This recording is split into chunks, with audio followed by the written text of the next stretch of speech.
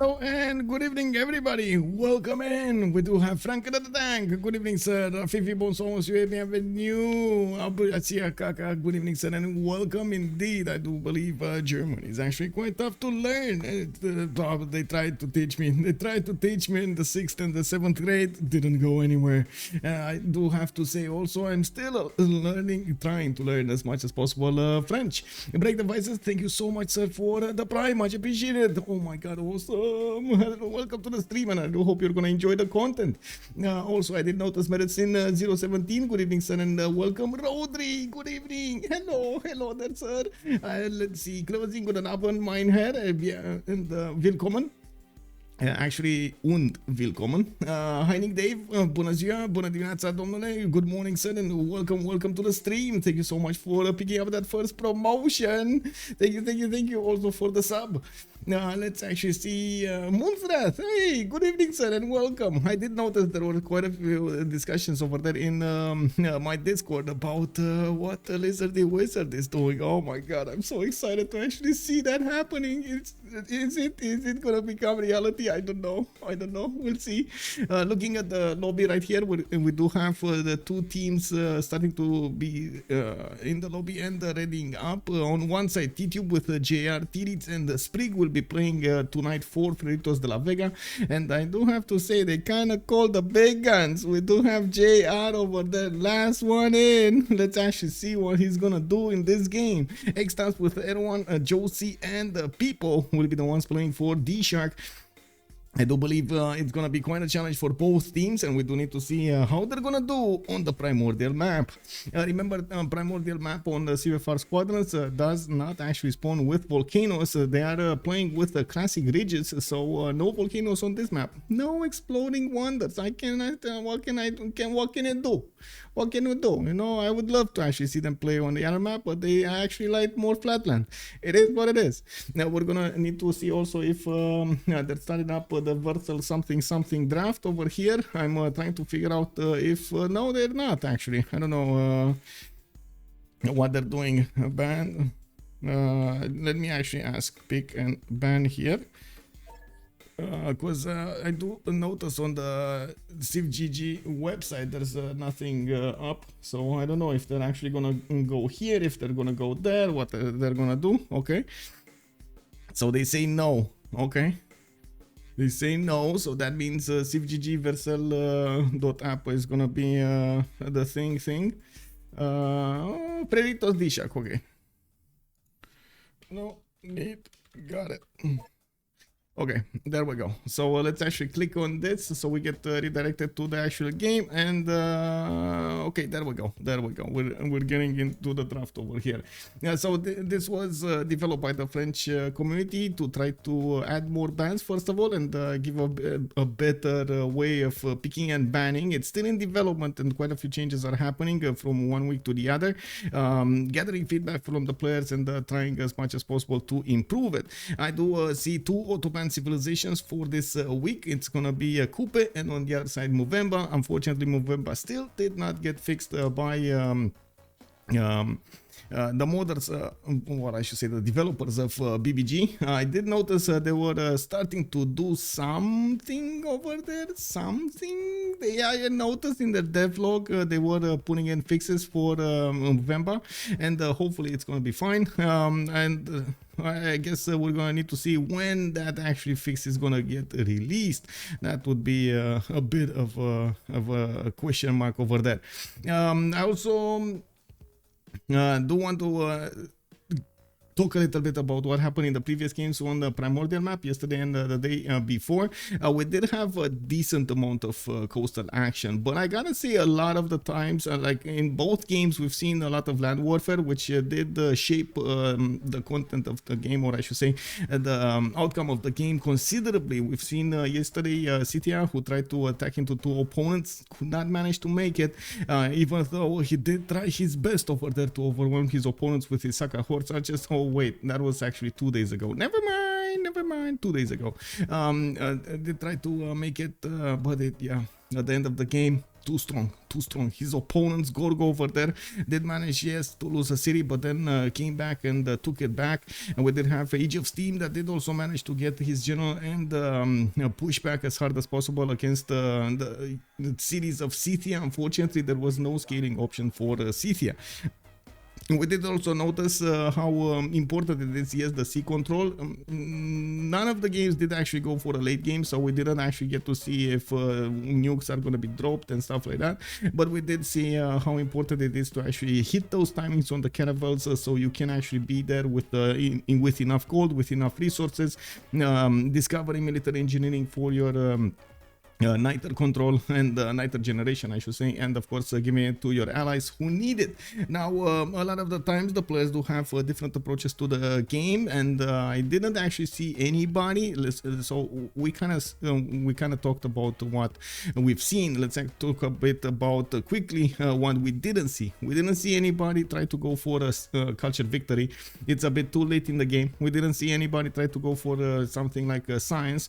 Diplo was on the table, and yesterday we've seen them actually getting all of those points over there on that side. So yeah, it was definitely on the table, one single congress away, 19 out of 20 points to actually get that victory, and their opponents just CC'd. It is what it is. That's how it is. In the games, you do have to be careful how you do manage to keep as much as possible your advantages, and at the same time take a good look at what your opponent team will get as advantages on their side.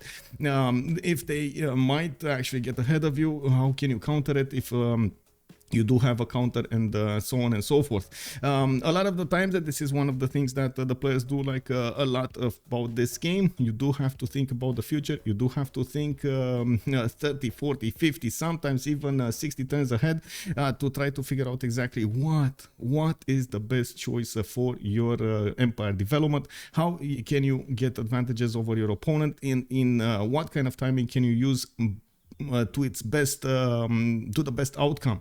When there was a bit of a talk over here, Afifi was pointing out that yeah, you know, sometimes at the beginning of the game, railing somebody might not be that best idea, and I totally agree. It might not be the best idea. You can try to outsim him if you do have the land to do it and the civilization bonuses to do it.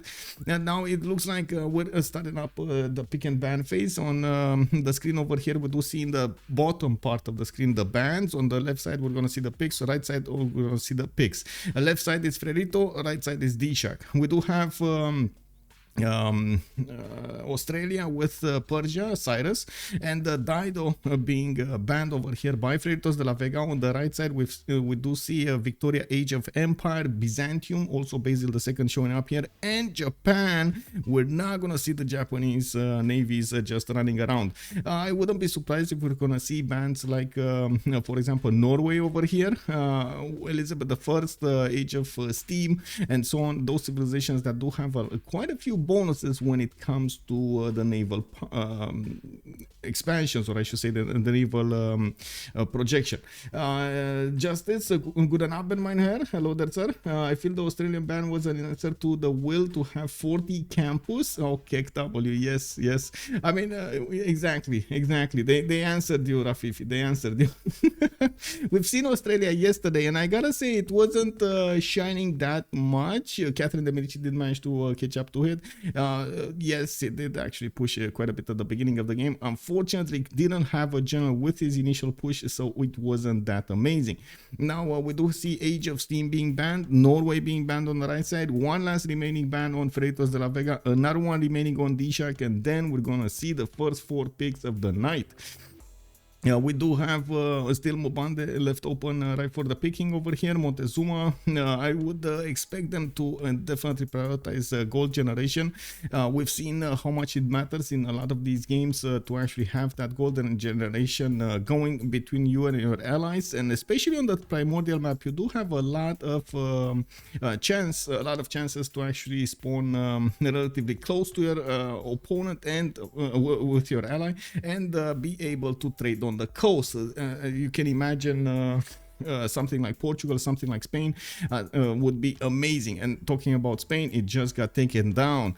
I am a bit surprised we don't see a little bit more Lautaro in the game. I would have loved to see if he's gonna get to use his +5 on the units against his opponents over there. Joe the Third also is still open, and oh my god, look at that.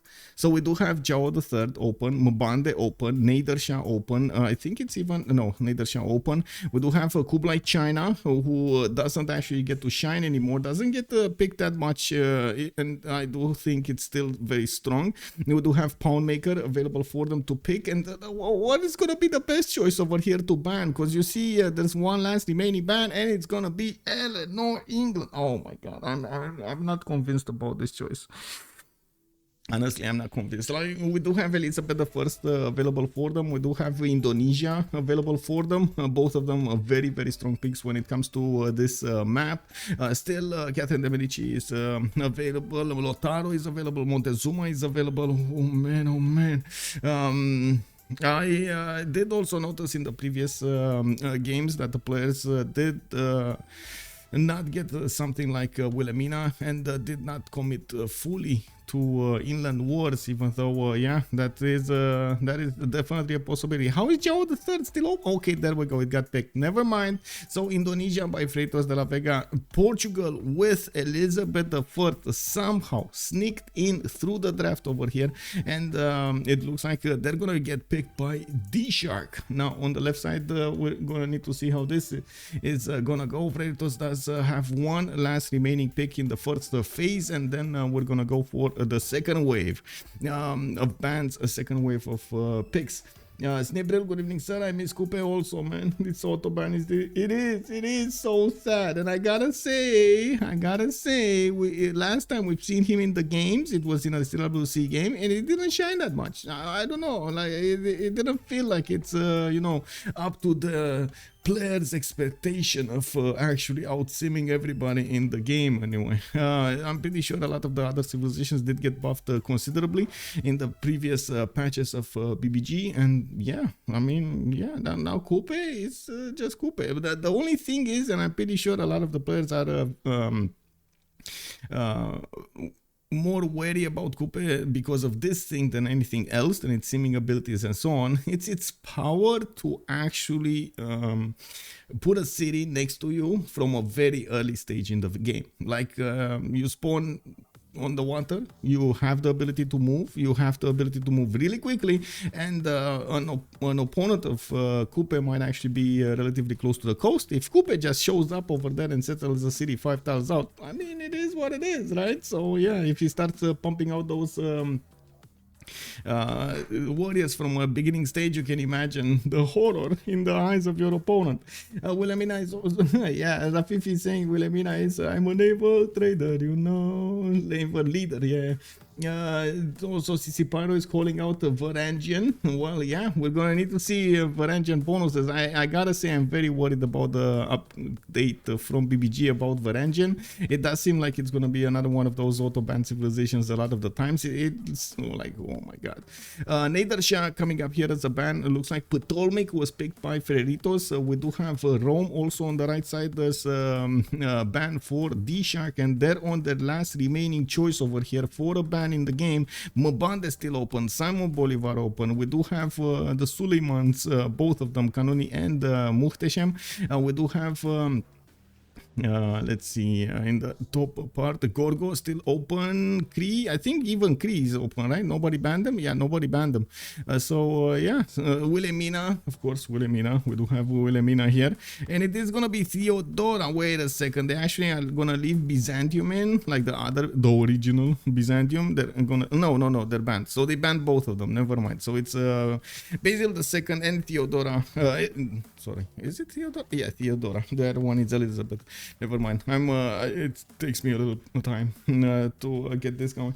How does the map settings get decided? Most of the map settings are predetermined at the beginning of the tournament, and they're in the rules of the tournament. The maps are decided also in this particular tournament, because in other tournaments we just let them pick their map out of a pool of choices. In this tournament they are going for one map per week. So last week we had the small highlands. This week we do have primordial. In the first week we had Pangea, classic ridges or something like that, and so on and so forth. I don't know what's going to be on the next one, but I guess we're going to see then. Decided no science bonus. Well, Ptolmeic with Indonesia, I'm pretty sure Indonesia can get a very good bonus when it comes to his pen, brush and voice ability. It does usually get reefs next to the coast, and with its extra bonuses on his campuses from the water, you might see +3s, +4s everywhere. Refer to the Pedro ban. Yeah, Pedro. I'm very curious about the Pedro ban, honestly. We haven't seen it yesterday in the games or in any other game from this week, and I'm very curious why they actually chose to ban it today. It is what it is, man. It is what it is. They banned it. It is what it is. Now, on one side we do have Gorgo being picked up by DShark. On the left side, Frerito is gonna go for Scythia, which does make definitely a lot of sense on this map. With one remaining choice available for them, I do believe they have enough gold over here and quite a few bonuses on the land as well as on the seas.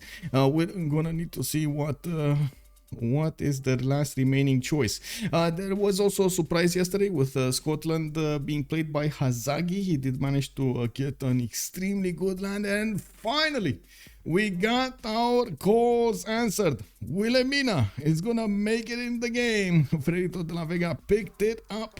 Wait, is this gonna be JR? Is this the big gun playing Wilhelmina over here, or what's gonna happen? Monkey Wazar also, good evening, sir. A few weeks ago it was the first pick. Yeah, Mbande totally ignored. Yes, totally ignored. On this map, I guess it is kind of a hit or miss.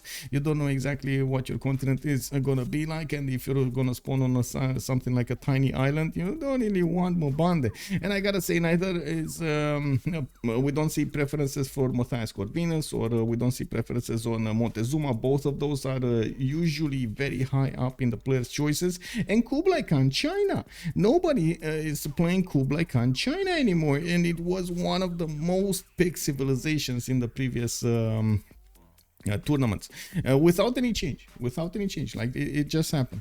Montezuma coming up here on DShark. That's going to finish the draft for that team, and Frerito, as you can see, does have 4 civs with Indonesia, Ptolmeic, with Scythia and Wilhelmina. On the right, Portugal, Elisabeth I, England, of course. We do have Gorgo and Montezuma showing up tonight for them.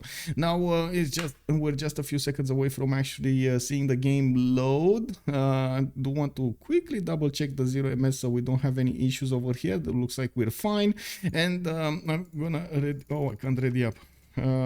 Please turn off tournament draft.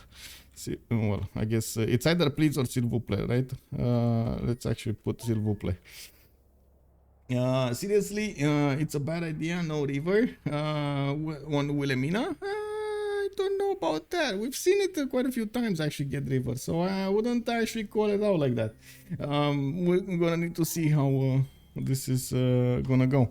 It looks like also Joce is calling out. That's another change, by the way, and we've seen it actually happen quite a few times in the games. We see the new wonders. We actually see the new wonders because they were changed by BBG in the previous patch, and the tournaments didn't have them in then. But now with the new tournaments, we're starting to actually see them back in the game. These are with, I believe, the extra wonders, right? They're like 50-60 wonders or something like that, and the only one that is still banned, it's actually Bermuda Triangle, because you can't really change that. Like, it's mechanic to actually just, you know, pop out units somewhere around the map. You don't know where, it's random. Is a bit too powerful because there's like no double way, you know. You send your units, you might actually send them to an inner sea somewhere, and your opponent is gonna be like, Pikachu, where are these units coming from, you know? And yeah, you're just gonna take them out. I feel like we're in that movie. How was it? Birds or something? No, not the birds. How do you call it? Angry Birds. Do you guys know Angry Birds movie when they were fighting from like one island to the other? The island with pigs and their island with birds, and they were like shooting each other with stuff. And then the third island just came in and started shooting them with ice, because why not? Blocks of ice. Okay. People is saying okay. It's everything but triangle. Okay. Okay, I think they're just communicating over here. Okay. I think I do need to click on buttons over here to actually take this down. Okay, it should be fine. It's fine. It's all good. It's all good. Thank you. Good luck with stream. Hello. Andy Reo, thank you so much for the tier 1 sub, much appreciated, sir. Also, can you add the names of the team to the city name? It's not on my choice, actually. It's their choice. Let me actually see if they actually added this in the game setup. Can you please add names? Team names. It's usually on the host to set this up in the lobby. There's an option over here in the game setup where you can do it in the tournament name, and then team 1 name, team 2 name, and so on and so forth. That actually changes all of the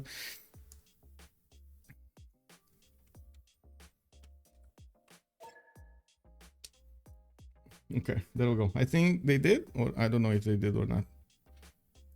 I have no idea. No, they're not. Sprig is Sprig might be AFK or something. Sprig is the host. He's still not adding them. He's still not adding them. Oh god. Okay. Well, I hope he will. I hope he will, man. Fingers crossed. Also, for a second I read the the Pokemon, and now I imagine Wilhelmina. yeah. Okay, there we go. Freritos and DShark. He wrote them down. Contraya. Let's go, man. I'm actually halfway through this SG1 series right now, by the way, just as a side note over there. I'm halfway through. I'm at series 5. I actually made it to series 5, and I'm still waiting to see what's going on with the third episode of Star Trek that's coming up tonight. It's gonna be like 3 a.m. my time. Unfortunately, it's very late, but yeah, hopefully it should have been today. I don't know why it's not today. They initially started up the series on Thursday, and then for some reason they actually put it on Friday in the second episode. Now, does anybody like the new one, by the way? Also, 400, good evening, sir. Keep the thank you so much, sir, and welcome to the stream. I hope you're gonna enjoy today as well. Justice, I'd be willing to co-cast again if you like to get got time to. Yeah, sure, for sure. I mean, yeah. Let me actually get into a channel over here, in the normal channel, and just pop in and send me a message or something when you're ready. I do. Okay. Did anybody watch over here the Secret Invasion from Disney Plus? Did you actually watch? Let me actually poll over here. Did you watch? So I don't actually talk about it by myself. Did you watch Secret Invasion? Yes. No. What this? What's this? Kick double. Anyway. I didn't put the kick double, but you know what I mean. Oh, hello there, sir. Good evening. Good evening. Oh, wait. Whoa. I actually need to hear this out. There we go. Now I hear you. Was I too low or anything? No. I switch headphones whenever I stream versus whenever I like do my work and stuff like that, other than streaming. So I need to switch always the Discord settings so I can actually hear you. Oh, I see. So it was nothing wrong with me. No, it's all good. It's all good. Did you watch the Secret Invasion? It's Secret Invasion? What is it? No? Okay. I mean, there are a lot of Secret Invasions going on, you know that. No, there's only one. That one from Disney with like the next series after Avengers. No, I usually do not watch stuff like this. Like I thought you wanted to talk about classified stuff, so I was like, not on Classified stream, stuff. man. Yeah, exactly. Not on Well, stream. if it comes to secret invasions, you know. Yeah, indeed. Also, Senior Testa, do I have a day job too? Well, this is kind of my job, like in streaming, but behind the scenes, I do have to do a lot of other stuff, like the administrative stuff on CPL, administrative stuff on CWC, the websites that need to be upkept, like getting everything done over there, my YouTube and so on. So it's basically like a full job, but I can't do it while I'm streaming. I really can't do that while I'm streaming. Also, Sticky Ricky, good evening, sir. Hello there, sir. Holz, hello.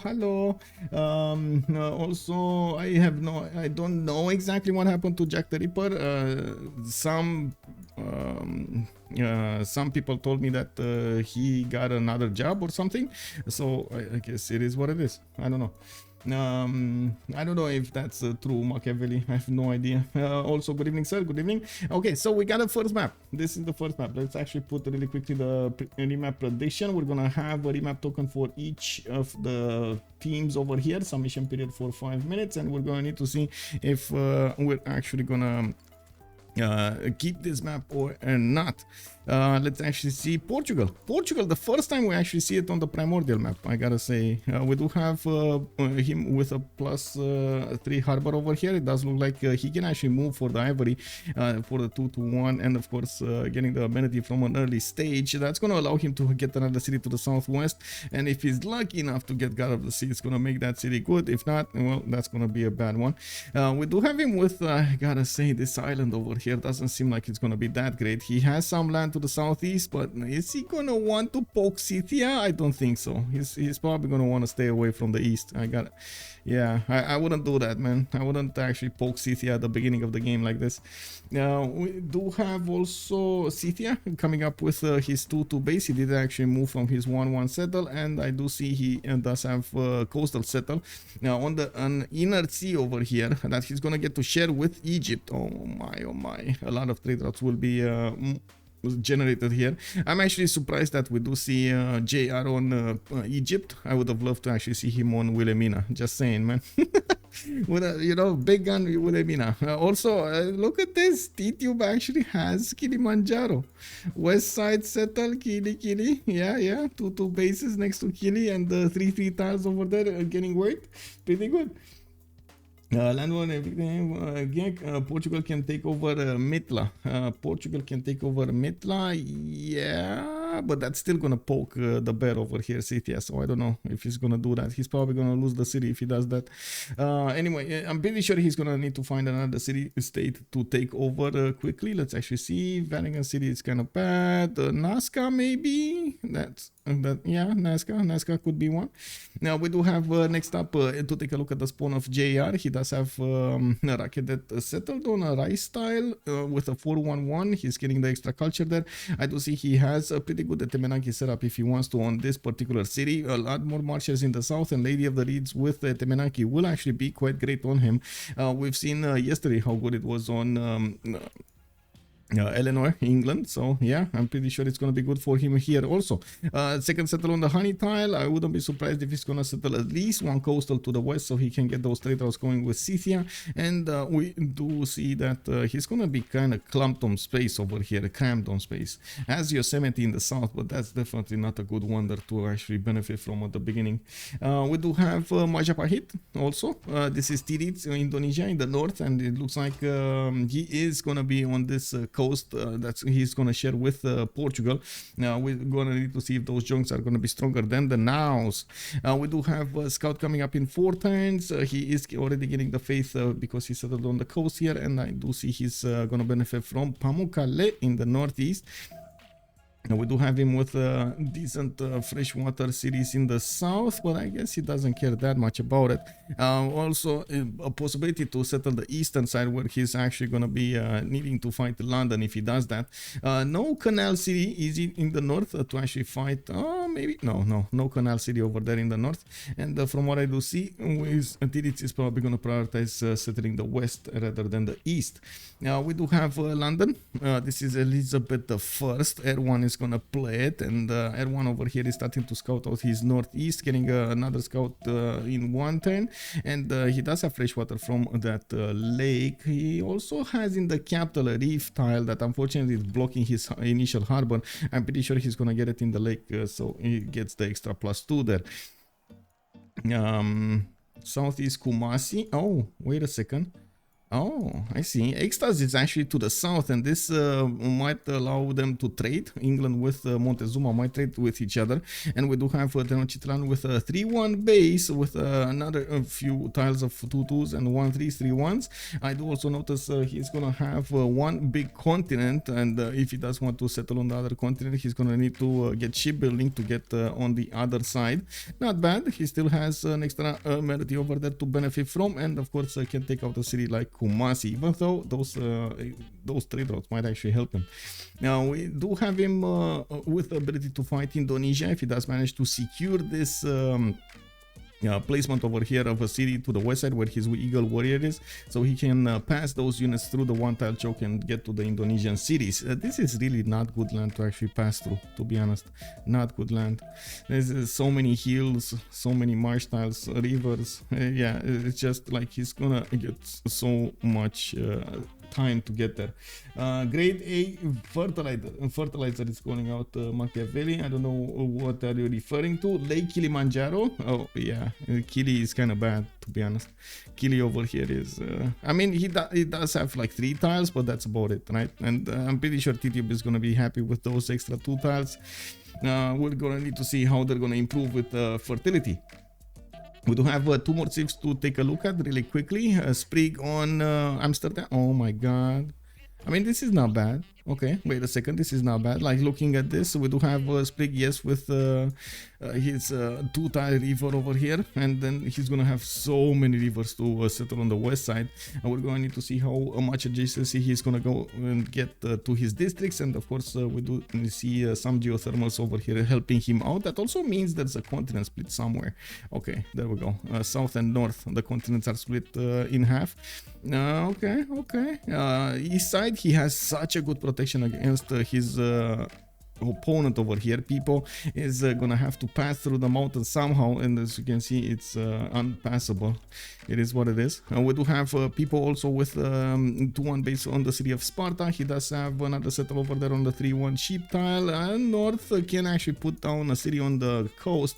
I'm actually curious if he is gonna get that city on the coast so he can start trading with Portugal. This is gonna be very important. Them actually being able to trade will be so important for Portugal to get that golden. +7 campus on the second city. MS Dog calling it out over here. Yeah, pretty good. Pretty good.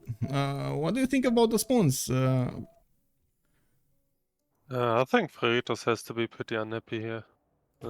Yeah. Wilhelmina, like obviously the main bonus of Wilhelmina is not necessarily about Wilhelmina, but the added culture for trade routes. So you never want to have Wilhelmina.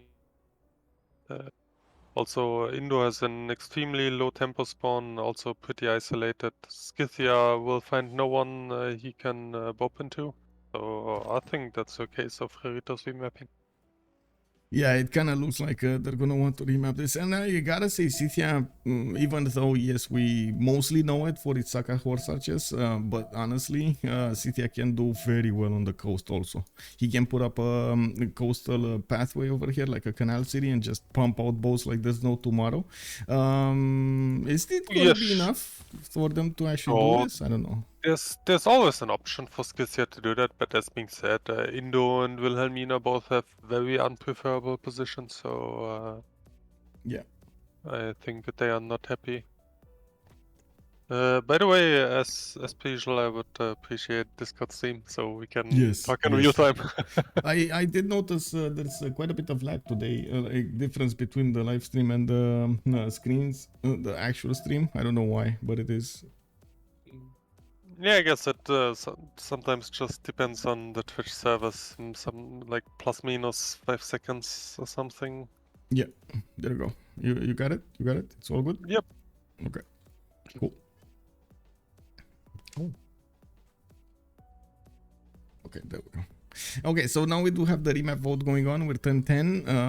They're thinking about it. They're not actually clicking buttons. They're not overly excited to actually remap this. But like you said, it does look like they're going to need to pull off some rabbits out of their hats to actually get this game won.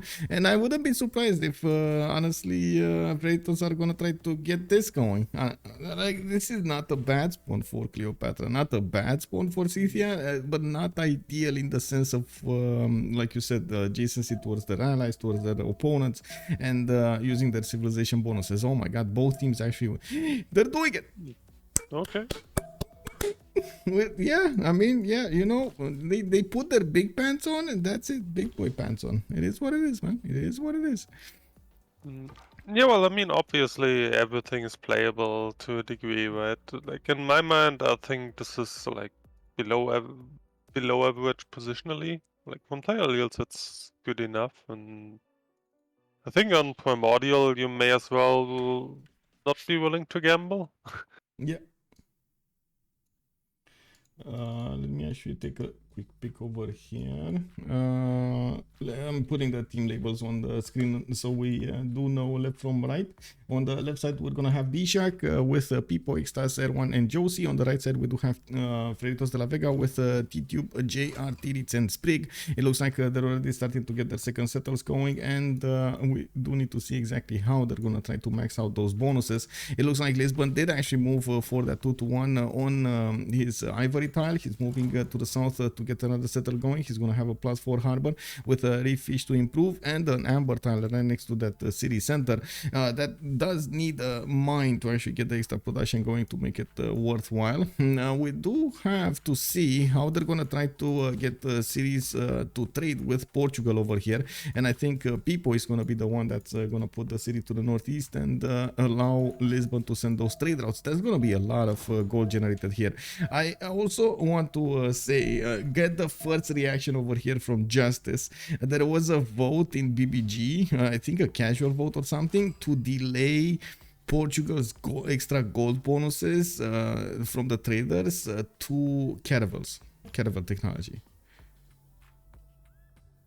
What do you think about that? Well, usually, as it was with Mali, there's obviously always a lot of hate, and like against Civs to generate a lot of gold, because on high competitive level, usually gold is the difference maker. Yeah. So I kind of do understand where they're coming from, but like from people I've talked to, the main thing about Portugal is not necessarily even the gold making, because this is very conditional, right? Like you have like this, it's always a gamble. You can always have the Portugal isolated, like in Wilhelmina's position, for example, and then you won't do anything.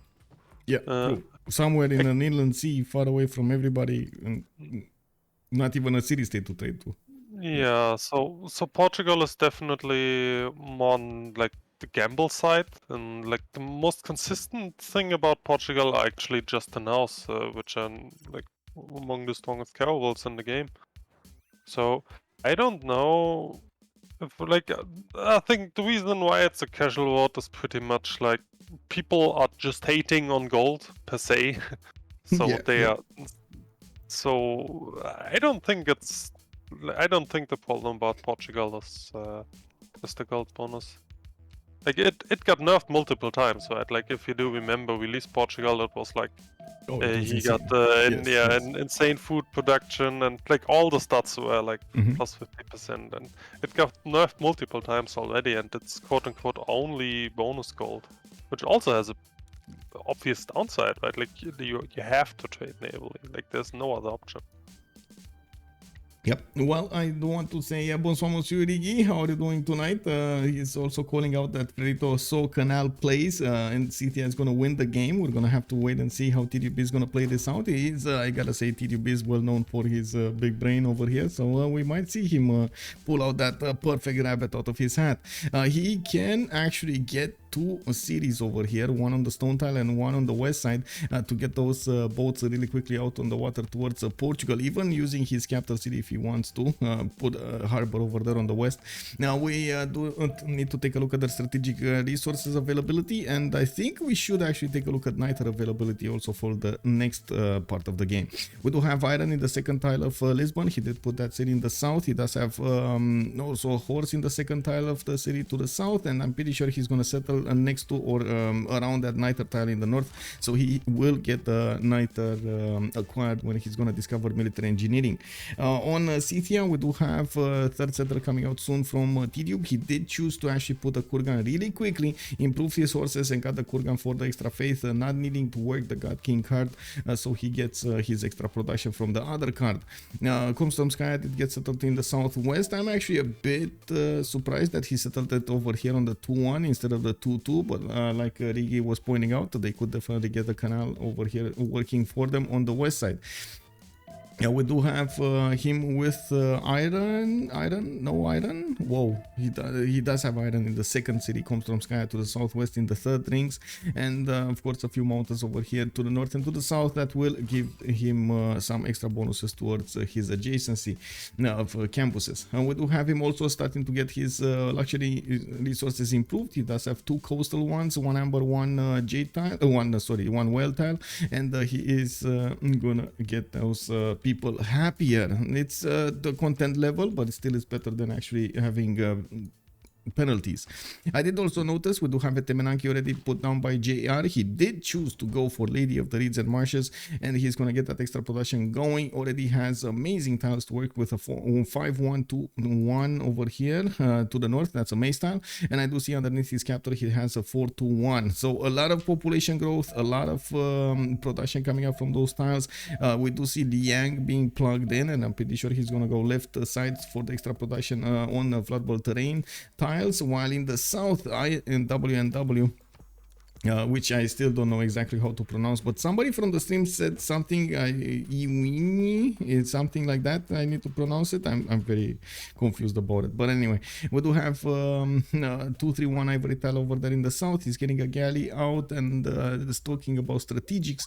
He does have an iron tile next to the city of Ses to the north, and no horsey. Oh yeah, there is a horse over here on the west side in the third ring out from Rakedet. In the northeast, we do have also religious settlements picked up by Indonesia. Titiits got his second city to the south, Badung, and I do see again he did not choose to go for God of the Sea. This is the second Indonesia that we do see ignoring that God of the Sea option, which I'm very confused about, because actually this time he does have a decent amount of resources over here on the coast that he could make use of. 1, 2, 3 fish in his first cities, whale tiles, some crabs in the north, more fish, and so on. I guess we'll see if religious settlements is actually going to allow him to get the city count up much quicker than everybody else. We do have him also with iron tile to the northeast of Majapahit in the second ring, horses in the third ring from both Jambi and Majapahit, and in the south I believe he already met, yeah, there we go, he already scouted Chempoala. EXTAZZ did get a galley out, so his cities are already 20 galleys on defense strength. I'm pretty sure Indonesia knows about this. I'm also pretty sure he knows there's not an easy way from the east to the west on the seas, so he's gonna be happy just swimming there. I'm a bit curious why he actually chose to settle inland rather than on the coast to benefit from his bonuses. Oh well, it is what it is. We do have Aztec actually with a campus started up in his capital city. That's going to be a +2, another +1, +2 actually coming up from Chempoala. I didn't notice the fourth. Oh yeah, it's the uranium tile that I didn't notice with the rainforest. Looks like he put it on a horse tile, so he's gonna acquire horses immediately after he discovers animal husbandry. And I do notice his iron tile is nowhere to be seen. It's actually fourth ring out from Tenochtitlan to the southwest. He's gonna need to put another city there if he wants to benefit from it. Has the possibility of putting out a harbor from Tenochtitlan to the northeast, and of course his other 2 cities that got settled are both coastal. Now there is or is there not? There is a possibility. No, there's not. No, This is me dreaming. Maybe I thought, okay, take out Mogadishu, you police your own city over here, you get connection to the west coast, but that's not how it's gonna go down, right? Teotihuacan that already get placed, so he doesn't have a canal over here. And no possibility to get it. Unfortunate. It is what it is. We do have him with possibilities to trade with Erwan though in the north, and that's going to be good for their economy. London did get settled on a 2-1 base with the fresh water. Horses in the first ring. I do see a builder also coming up in 2. And bom dia, Feli. Hello there, sir. Avem Machiavelli saying E1. Okay, E1. Okay, okay. Yeah, Avem Machiavelli is saying, yeah, he said it. He said it how to say it. Okay, so E1. That's how you actually need to pronounce this name, which I still like to say INW. But anyway, Uno. Egypt B2. Egypt, yeah. There you go. Yeah, the Egypt B2. We're switching to the French language here soon. Montezuma could canal Desert Hill City in the south. Montezuma could canal Desert Hill City in the... Oh, yeah. Yeah, he could. He could actually get this going. He's going to need shipbuilding to actually get past these mountains over here. And I gotta say, unfortunately, look at all of the cliffs. He's actually going to need to disembark here and then move all the way to the north to get that going. That city doesn't have a lot of production. He's going to need to do a lot of buys. Yeah, not even a possibility of a flat tile over here for Petra. Anyway, on England we do have iron in the third ring over here, south of Leeds, east of London. He got his third city out, getting his monuments out, and I'm pretty sure they're trying to get he's trying to get his pantheons, trying to scout out the coast for some easy pickings on these city-states. While I did notice we do have quite a few city-states over here with the science bonus. Already 3 city-states while we passed next to them. Fez, Anshan, and Mitla, right? Mitla, yeah. There we go. So 3 city-states easy to pick. We do have also Sprig coming up with his campuses quite early on. He's going to get a +4 over here in Utrecht. Amsterdam is going to have a +5, and I do see The Hague is going to benefit from a +6.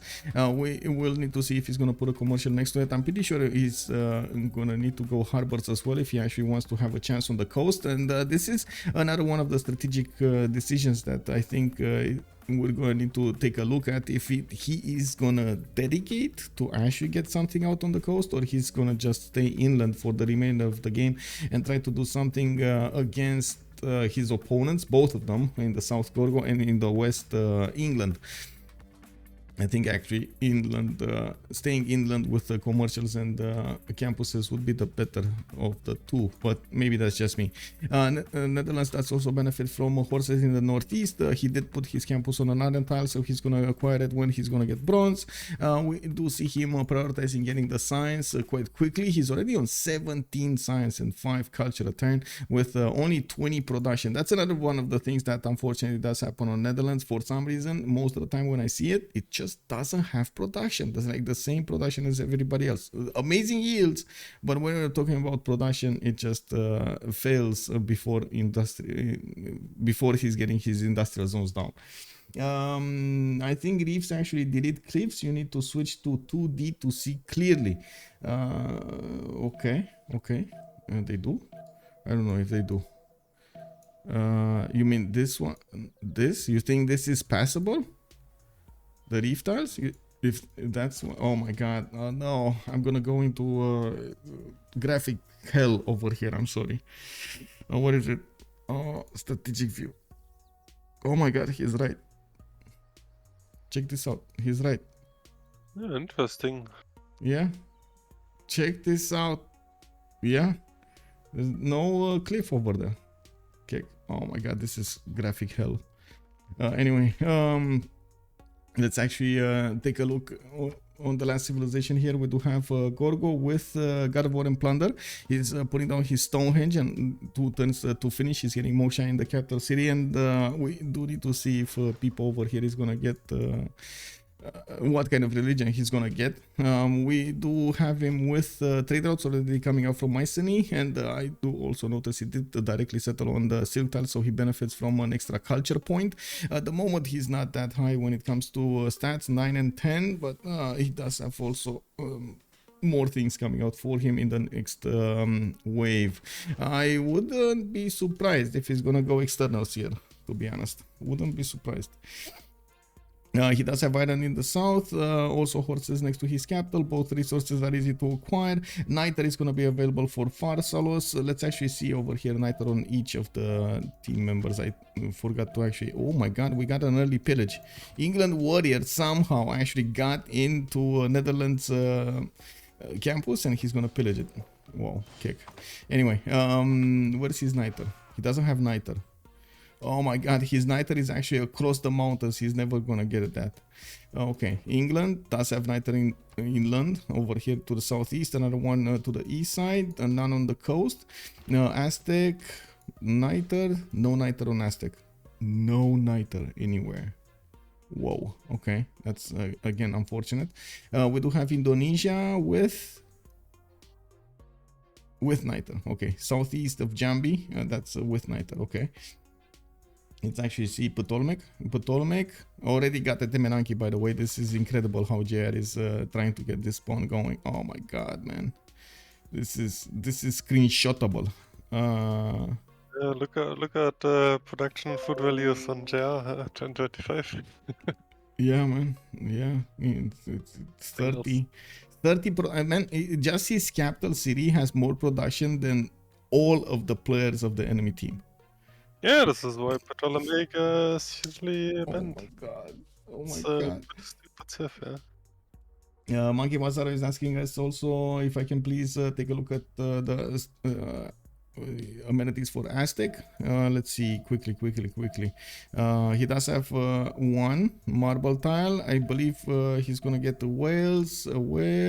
Okay, so that's 2. Citrus in the southwest. That's it. And I guess a cotton over here on the west side. He does have only one single continent, but there needs to be a 4th land one. Probably silver on the continent. Oh, it's dyes. He doesn't have dyes. In the north, Yeah. And I'm pretty sure he's gonna want to settle on the other side, so he gets the spices. But again, not gonna be that big. It's just one single added bonus. He's still gonna have +5, right? I think. So let's see. Spices 1, marble 2, whales 3. And if he gets the citrus 4, and if he settles actually in the face of candy over here and badung, he's gonna get cotton. So yeah, and I'm actually I wouldn't be surprised if he's gonna settle here, to be honest. He should settle here. And anyway, we're gonna see. At the moment, like you pointed out, 51 production on JR already is steaming ahead of his opponents. Has 3 cities. He's putting down harbors to the east side over here and to the north from all 3 cities. Getting Mosha in the city in the north, and with the extra culture and the science he's getting over here from Temenanki. He's already on 21 science and 23 culture. That's quite big. He didn't even get a single tile from Yosemite in the city of Iunu. We do have also to take a look at how Scythia is gonna try to play this out. He did get his extra kurgans down, and this is gonna be good adjacency coming up from these pastures. You can see the 2-2-3-3s, and he's getting his harbors down. I do also notice he didn't go for the canals on the west side. He put Pazeric as the 3rd city to the northeast, and he's putting these harbors on the east side rather than on the west. I'm pretty sure Canal City will be set up a little bit later here, and he does have Niter. We do have a Mount Kilimanjaro already starting to explode. He's getting 3 3s, 4 2s over here to work. I can't really say that's an improvement over the tiles that he already did, but it's much it used easier. to be a 3-3 with what. Yeah, to be honest, it's much better because you can actually put a mine on it rather than waiting for lumber mills. Wait, they did Yeah, nerf? but you could have chopped the woods. You could have chopped the woods, yeah. That would have been quite a bit of extra production over there. And I gotta say, Chaos Knight over here did point out that they did nerf it. Also, All Triangle, good evening, sir. I didn't know that. That's awesome indeed. That is awesome. Let's actually put up the prediction while Justice is gonna need to tell us the analysis over here. What do you think is gonna happen in the first 2 eras? Or first era, I guess. Navally, it's pretty much against Portugal against the world, right? Like, I don't think Gorgo will contribute much. Okay. Will just do a thing, try to sim up, and later push to Wilhelmina. So he will just provide the trading city, and that's it. Okay. And then it's pretty much Portugal against Scythia, Egypt, and Indo on the seas. Oof.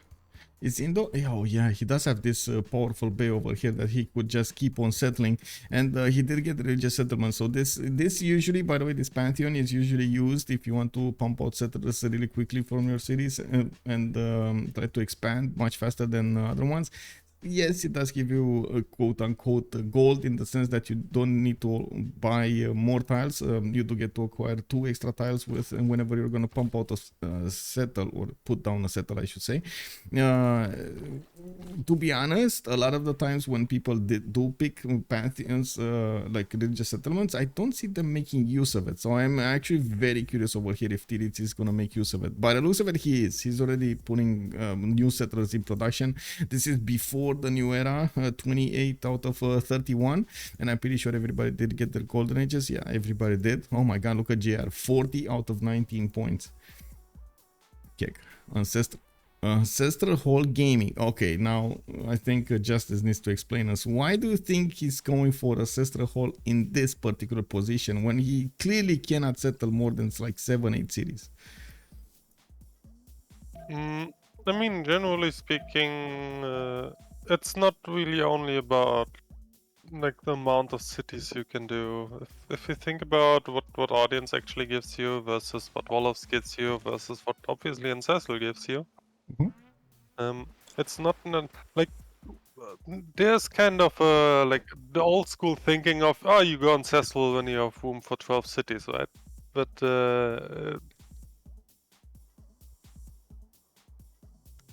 certain timing, etc., etc., it's always worth nothing.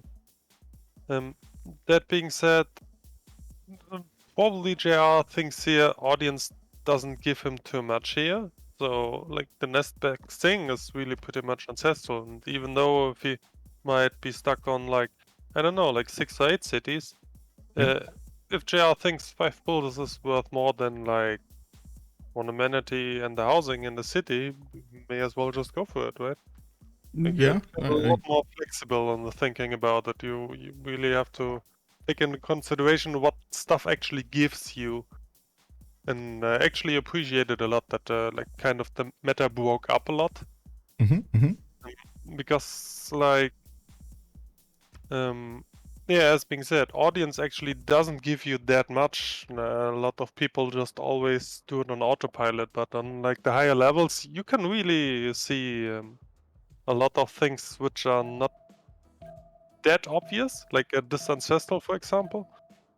Or like Warlord Sworn on Khmer I recently saw when he was like having quad split and having too much amenities anywhere, and Khmer obviously never needs housing, so yeah, why just not build Warlords then, right? Yeah. Oh my god, man, he's one turning a settler, bro. Lol. 34 production capital, and like Senior Testa is saying over here, I was watching this, he can actually build such a powerful tower over here. Yes, he can chop the stone tile, improve the deer tile, get the tower over there. 1, 2, 3, 4 amenities in the capital. Wait, 5 amenities in the capital with 1, 2. No, this is too far. 2 in the southern city, and that's it. That's it. But still, that's like 7 amenities that you can get easy peasy. I do have to point out he's going to need masonry to actually get the chop on the stone tile, which I'm pretty sure he's going to get it easily with 22 science and 29 culture already, 1030. Looking at also how Scythia is going to want to play this, he's getting his harbor shipping projects going. Incredible that he's actually putting the production in this from such an early stage instead of getting a wave of settlers. It looks like they're trying to secure these admirals from a much earlier stage than we've seen on other games. We do have also him with Magnus Internals at at the moment. He's getting his extra lighthouses for new trade route capacity, and I do notice on the side of Portugal, he did manage to actually get God of the Sea, which I think actually this is a bit of a problem for Indonesia. It's a good advantage for Lisbon to benefit from God of the Sea. So many tiles that will get improved with the extra production. Visio, for example, would have been such a sad city if he didn't have this bonus. At to pop 4, he wouldn't have had what to work. Now he has 1, 2, 3, 4 tiles just on the coast that he can work, and not to take into account the amber, the extra hills that he's gonna have in the north and so on. Let's take a quick peek at the city-states before we're going to talk about the golden ages. We do have Kumasi with Antananarivo for the culture bonuses. We got Mitla, Anshan and Fez coming up for science bonuses. Looks like Mogadishu with Bandar Bunei will provide the trade bonuses. Vatican City, Candy, La Venta and Nazca will be the ones for religious, and well, I don't think they're gonna get used that much, to be honest. I would love to, but I don't think they're gonna get used that much, and we didn't see anybody pump out holy sites, even though we did see Gorgo get his Stonehenge. He doesn't have a second holy site to get that going. Now we do have also Anshan, Fez and Mitra. Did I say this? Anshan, Fez and Mitra, I think I pointed them out from the beginning. Volin is the only one with military bonuses in the game. Okay, God of Open Sky has a pantheon here for Netherlands. Gorgo did go for God of War and Plunder. England, still no pantheon. Aztec is on fertility rights. He got a free builder and some extra food coming up from these improved wheat tiles, rice tiles, and so on. Ptolmeic, Lady of the Reeds. This is City Patreon Goddess for Tidube, getting the 40% off the first district, and that's about it. Well, let's take a look. Pipo. Pen, brush, and voice on Gorgo. Still on 3 cities. He's getting his 4th, 5th, and 6th soon from his city centers, and he did prioritize getting the Acropolis quite early. Got the religion here. Zen meditation with sacred places. Interesting choice of Zen meditation instead of divine inspiration, but sure, okay. How does he build a settler? He just queued a settler in a one-pop city. This was so weird. Oh, you mean in Pharsalos? Yeah. But then you see, he actually got to 3 pop really quickly. Yeah, I guess it must be display error or something. Just looked weird. It's fine. We do have EXTAZZ coming up with Pen, Brush, and Voice Golden Age on Montezuma. Still on 3 cities. He's getting Audience Chamber. He's putting down his 4th, and I do see he is already trading with England, or I should say England is trading to him. He's using Moksha as a governor, and I do not see a trader at all actually from his cities. The first one is coming out from Chempoala, which I think is going to turn into Reina City a little bit later. He did put down initial campuses, so he's on 14 science with 21 culture and only 32 production. A bit unfortunate though. He's using his government plaza to increase the adjacency towards his campuses, and as you can see, he just placed down another one over here. That's going to be a +3 with the government plaza bonus and the other mountain, and of course the district. We do have Erwan, 10 science with 23 culture, also Pen, Brush, and Voice Golden Age. 3 cities for England. Lighthouses coming around. No specializing building of choice in the government plaza, and I do see he just picked Goddess of Tides for the extra culture on these coastal resources. Rigi, can we see yield? Yes sir. I'm gonna leave the screen over here on the yields tab. There I just opened up the predictions. Moonsrat, wait, what did you do? Oh my god, how many points did you just dump into Freritos? I kicked up on you, man. Oh my god, we got already 70,000 points, 69,000 points actually, to be exact, on Freritos, with DShark lagging behind on 4,400. Oh, thank you so much for the prime. Much appreciated, Moonstrat. Thank you, sir. Okay, she building 1031. If you can put 2, it can be good between the capital and Iuno. Yeah, true. High rollers, man. Yeah, it's high rolling. Unfortunately, people disconnect, or fortunately for us, because we do get to actually bounce around the map without having the game frozen a little bit in time to get to see and talk about the early maneuvers here. Joce, 19 science and 14 culture, free inquiry golden age for Joce. This is, I think this is a gamble, honestly. It feels like this is a gamble. They think they're gonna have enough gold even without mercenaries, and I'm not that convinced that's the correct choice to go. He's that worried about having the caravels at a good moment in time, or is he worried he's not gonna get the science? Because he has good campuses that can be placed here, or relatively good campuses. Like +2 over here, he's gonna get another +2, a possible +3 actually with the harbor. He's gonna get +3. Has I'm to gonna have it next to the Gulf Plaza, +3 boat. or that, Like, yeah. But I think that's from always Lisbon, effectively. right? Isn't that from Lisbon? Yeah, sure. But he can place both there if he goes for bonds. But True, it's he to be can. seen. Oh, right. We're gonna need to see how that's gonna look a little bit later. He's still gonna need to kill a hill. Whatever he does, he's gonna need to kill a hill. I genuinely don't really like freeing first, especially if you're like. I do believe at this point in the game they should have figured out where the enemies are and like what their walls are. Yeah, true. So and like if you assume that Portugal is pretty much like on quote unquote fully well duty, like he pretty much has to do it all himself, right? So Yeah. and I think Penbush is just better because his as he can. So the Penbush usually just gives you more early on than the freeing can never give you. I agree, and I'm very surprised about this choice. I'm also not that big of a fan of free inquiry, but I've seen it, especially in these few games on Primordial that we've seen this week. In the previous 2 games, a lot of civilizations did go for freeing. They didn't prioritize getting the mercenaries civic or even hitting the timings for their second era. And one of the repercussions was they couldn't get the golden ages. Because a lot of the times getting to monarchy can actually push you over that limit of getting the yeah, also next era. you usually like another point is like the main part about free ink is actually giving the 10% extra on a boost. But if you think about it, if you rush for caravels, like what boosts you need? You usually cannot boost Buttress, so you have to hard take this anyway. You usually will have cartography boost in Ancient Era anyway, because you opened the Parbis. Yeah. So this will stay on 40%. Shipbuilding boost will usually be an Ancient Era as well, so this will also be 40%. So effectively you completely waste the free ink bonus. So it only gives you just some extra science on Medical Harbors. I really don't like it.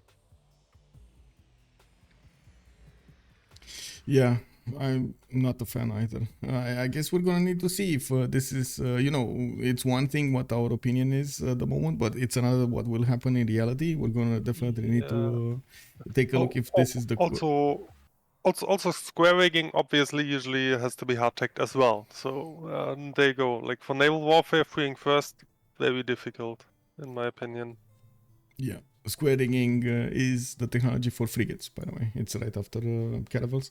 Okay, so we got people back. We're probably gonna see the unpausing soon, and we do need to take a look at the next one, Tidube, Penbush Voice Golden Age on 3 City Scythia.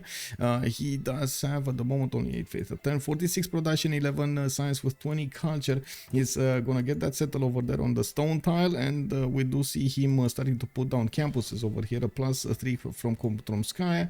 In Prokrovka, he's building up Ancestral Hall. To be honest, he does have a decent amount of land to settle here to the south, to the west, and also on the northeastern one tile choke point over here. I wouldn't be surprised if he's also gonna take Bitla. I do see him buying up a horse from Pazerik. This is one of the perks of Scythia, to be able to buy cav units with faith.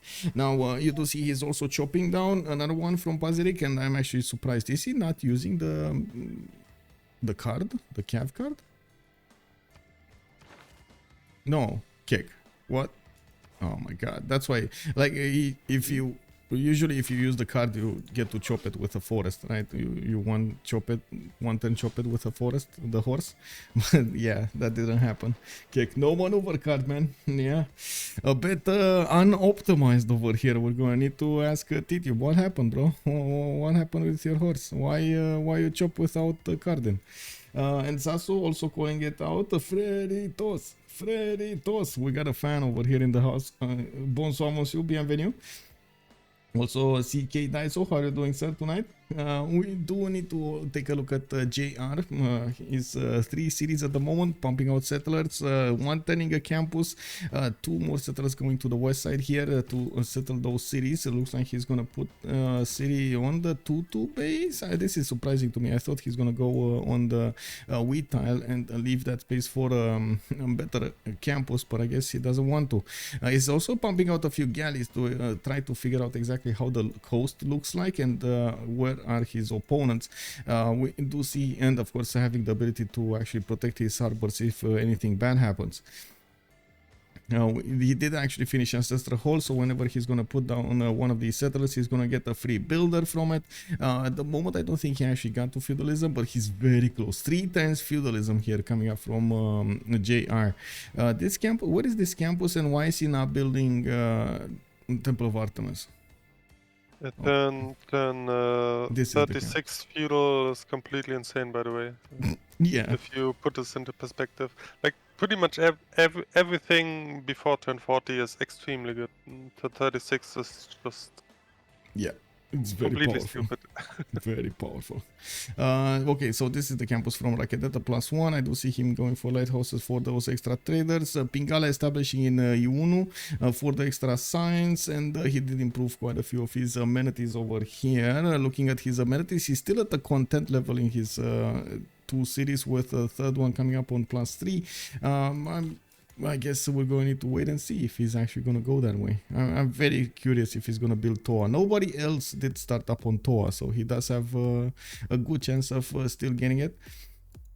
Yeah, we do have also Titiits coming up with a pen brush and voice golden age. This is usually how you play Indonesia. Looks like he did get the city Surabaya on the west side, which allows him to trade right now with Egypt if he wants to. And of course, getting those trade routes will give them the extra gold they much need. At the moment, actually, it's a good gold generation between the 2 teams. I don't see anybody ahead on this one, or significantly ahead on the screen. And we do have him with 2, 4, 5 cities, soon to be 6 city. He does have Pamukkale actually with pretty good tiles. Unfortunately, the cotton is blocking a very good campus or theater square, but you know, it is what it is. He has a +3 campus being built in Jambi. I see in Majapahit he's going for audience chamber here, and I do have to point out Indonesia does benefit from a pretty good unique improvement, the Kampung, which also gives you housing, if I remember correctly. Yeah, +1 production, +1 housing. You do get the extra food and faith for each adjacent fishing boat. That's actually the improvement you do get on the coastal resources, on all of the coastal resources. Okay, I see Pingala establishing in Jambi and Moksha in the initial settle. No Magnus here for them. I gotta say, this is like only Tidube did go for Magnus. No Magnus for either JR or Titiits. Let's see Sprig, already on 28 science with 24 culture. He does have pen brush and voice golden age, Magnus internals here, and for some reason he's actually lower in production than his allies that did go for other governors. Well, one of the reasons is he didn't open up with immediately with either harbors or commercials. He did choose to go for the campuses, so he doesn't have a lot of trade routes going, only one being sent between The Hague and Amsterdam. We do have him going for Ancestral Hall in 2 turns here, and he did manage to recruit a scientist, Euclid. He's also making projects, or he made a project here to get closer to Hypatia. Let's see, 1, 2, 3. He's making 3 points a turn. Does he have actually a library? No. So 3 points a turn from his setter. He's like 3 turns away, yeah, from getting the scientist, while Aztec is making 2 points. We got Egypt on 2.3. We're going to see if he's gonna manage to snatch Hypatia. Hypatia does give you an extra library, and you do get the +1 science for each of the libraries you have in your empire. Sprig 37 science and 26 culture. I think he just plugged in the double campus card. Yeah, there we go. +7 campus here in wait, no, that's not it. That's not it. +4 over here. No, those are just normal. Oh my god, he didn't. Oh, never mind. That's actually the boost he got from the project. Okay, that's what happened there. Okay, it's fine. I do like that he did actually go for the God of Open Sky over here to get some extra culture from these patches. At the moment it's 3-4 culture a turn that he's getting. So with his pen brush and voicing, he's opening with campuses. He's actually going to be on a balanced approach to the game with both science and culture numbers relatively good. Yeah, to be fair, it's really whatever come Pantheon. Like, I also may as well do it for the culture. Yeah, true. Also, I highly disagree on the Kampung statement. I think the improvement is really useless. Oh my god, I mean, how do you not like kampungs, man? Well, I mean, the thing is, if you use a builder charge to then work and to then have a tile which only gives you 2 food and the faith, if it's between fish. So, like, do you really want to ever work and there? production? No, you get production, you get food, you get faith, and you get the housing. You don't really get production. Like, you get a production at civil engineering, which is pretty much pointless. Also, if you put a kampung on the tile, the shipyard won't work there. It's base. Well, yeah. Okay, it's an extra one at civil engineering.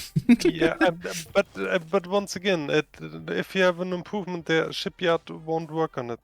So basically, it's like you get a production and you take a production away. So once again, also you obviously need a lot of coastal resources for it, which, like we see right here, he simply doesn't have. Why he didn't go for God of the Sea in the first place. So especially in cases like this, Kampung is really, you put down 1 for golden and that. Well, I do see 2 good kampungs. One over here on the oil tile and one over here, whale tile and crab tile. In the north, he doesn't have one because that reef is gonna block the choice. Another one here. Oh no, he can't. Actually, yes, he can. Over here in the south, between the 2 fish tiles. So you know, there is 3 kampungs. 3 kampungs with 4 food, 1 production. What is it? 2 gold or 2 faith? Faith, right? You said faith. And another one of the perks of Indonesia is to buy out boats with faith. So having a little bit of extra there, it can actually give you an edge when it comes to the caravel timing. He's making at the moment only 15 points a turn, and yes, he doesn't have a religion to work with. So yeah. Oh, look at that! I see a forest fire in Surabaya. It's happening, boys. The main, like, okay, I will stop with that. But just one more point, like, it still costs a builder. So like, if you actually have good kampoons, you want to use the builder church to actually improve a fish. So yeah, when do you want to put it? Yeah. I mean, it's better than a fish, to be honest. It's better than a fish.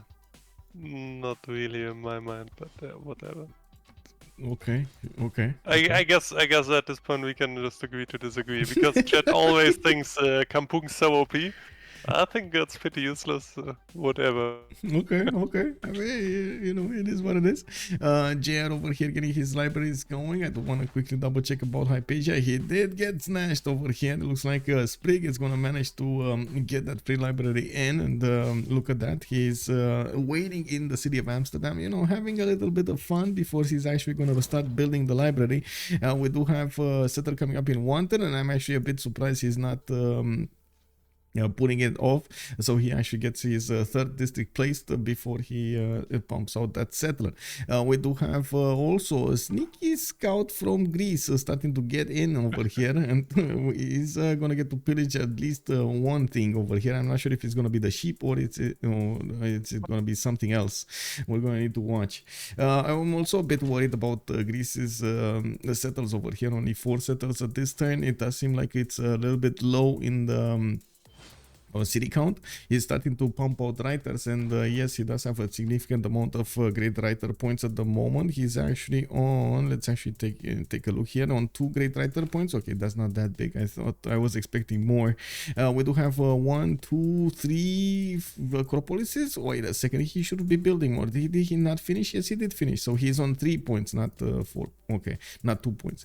Now we do have Knossos also at the moment not putting that acropolis in. Usually Greece does want to put the acropolises as soon as possible. I think he's actually gonna wait for a harbor or something over here. And to be honest, by the placement and his choices of cities on the east side, I think he's actually gonna commit to the coast. Your initial prediction over there with only Portugal fighting 3 players, I think actually we're gonna see Gorgo fighting on the coast here. He's gonna ignore Netherlands. Yeah, by the looks, I'm not sure like if he can actually contribute on the Carol timing when he opens up with religion, but he's also going for shipbuilding, so yeah, maybe. Yeah, he will do so, yeah. Okay, so we do have a war declaration. Yes, Moonstrath, there was war declared quite earlier, and as you can see over here, the Pipo Scout is just waiting to do something. I'm not sure what. We're going to need to wait and see what he's gonna do. We do have Scythia taking over Mitra, and he's gonna get a boat out there in 2 turns. Looks like Portugal does have a galley able to pillage the harbor and getting some extra gold in. It does look like if he does attack into the city center, well, there is a chance he's gonna take it down even with the hordes inside of it. The city, wait a second, the city is actually gonna heal a little bit, and the galley doesn't have an attack right now, so it's gonna be, it's not gonna be that easy. We do have him already with 5 cities, and his 6th one is going to the east side here. Very important, where is he gonna choose to settle? If he's gonna go and get the canal city, or is he gonna delay it a little bit further? And yeah, there we go. So my worries have been answered over here. Thebes, it has not actually put a city on the 2-2 base over there on the hill. He actually has a 2-1 with honey tiles. He's going to improve his incense tiles to the southwest here, and starting to put out a harbor in the south. I do have one more mention about this. If Scythia does put a canal city, it's not going to allow his friendly units to go there, his allied units. So these cities, Swenet and Thebes, are just going to be harbors for inlands and not actually be able to pump out units. What is the situation with admirals? I think a lot of them were making points. It's they're passing them. They're passing, and it looks like they're starting to lock them down. We might actually see somebody opening them up at some point. I don't know whom, but I think it's gonna be Greece. It's gonna take a while until he's actually gonna get to the necessary population level to put down harbors. That's one of the unfortunate side effects of going for acropolises at the beginning. You don't get the housing, so it's gonna take a while until you actually get to 7 pop and put down stuff.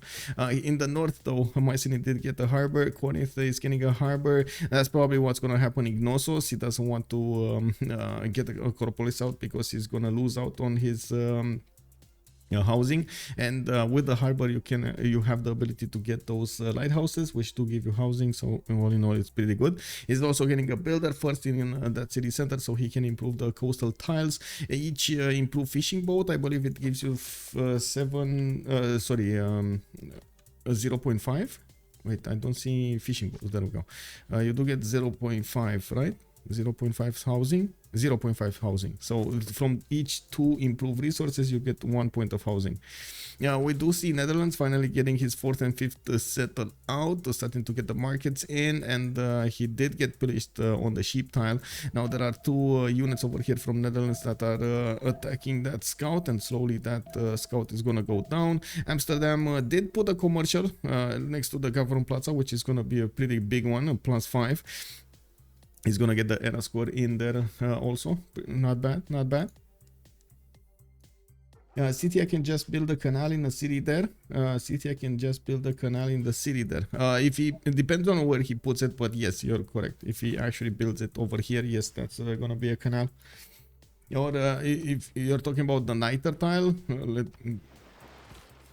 yeah. Wait, he's putting it in the water? Okay, I'm confused. What is he saying? What does he want to do? Anyway, I guess we're gonna need to wait and see what Scythia is gonna do here. Pumping out new wave of settlers, so we do have him starting to chop some of his tiles, so he gets that extra faster production in.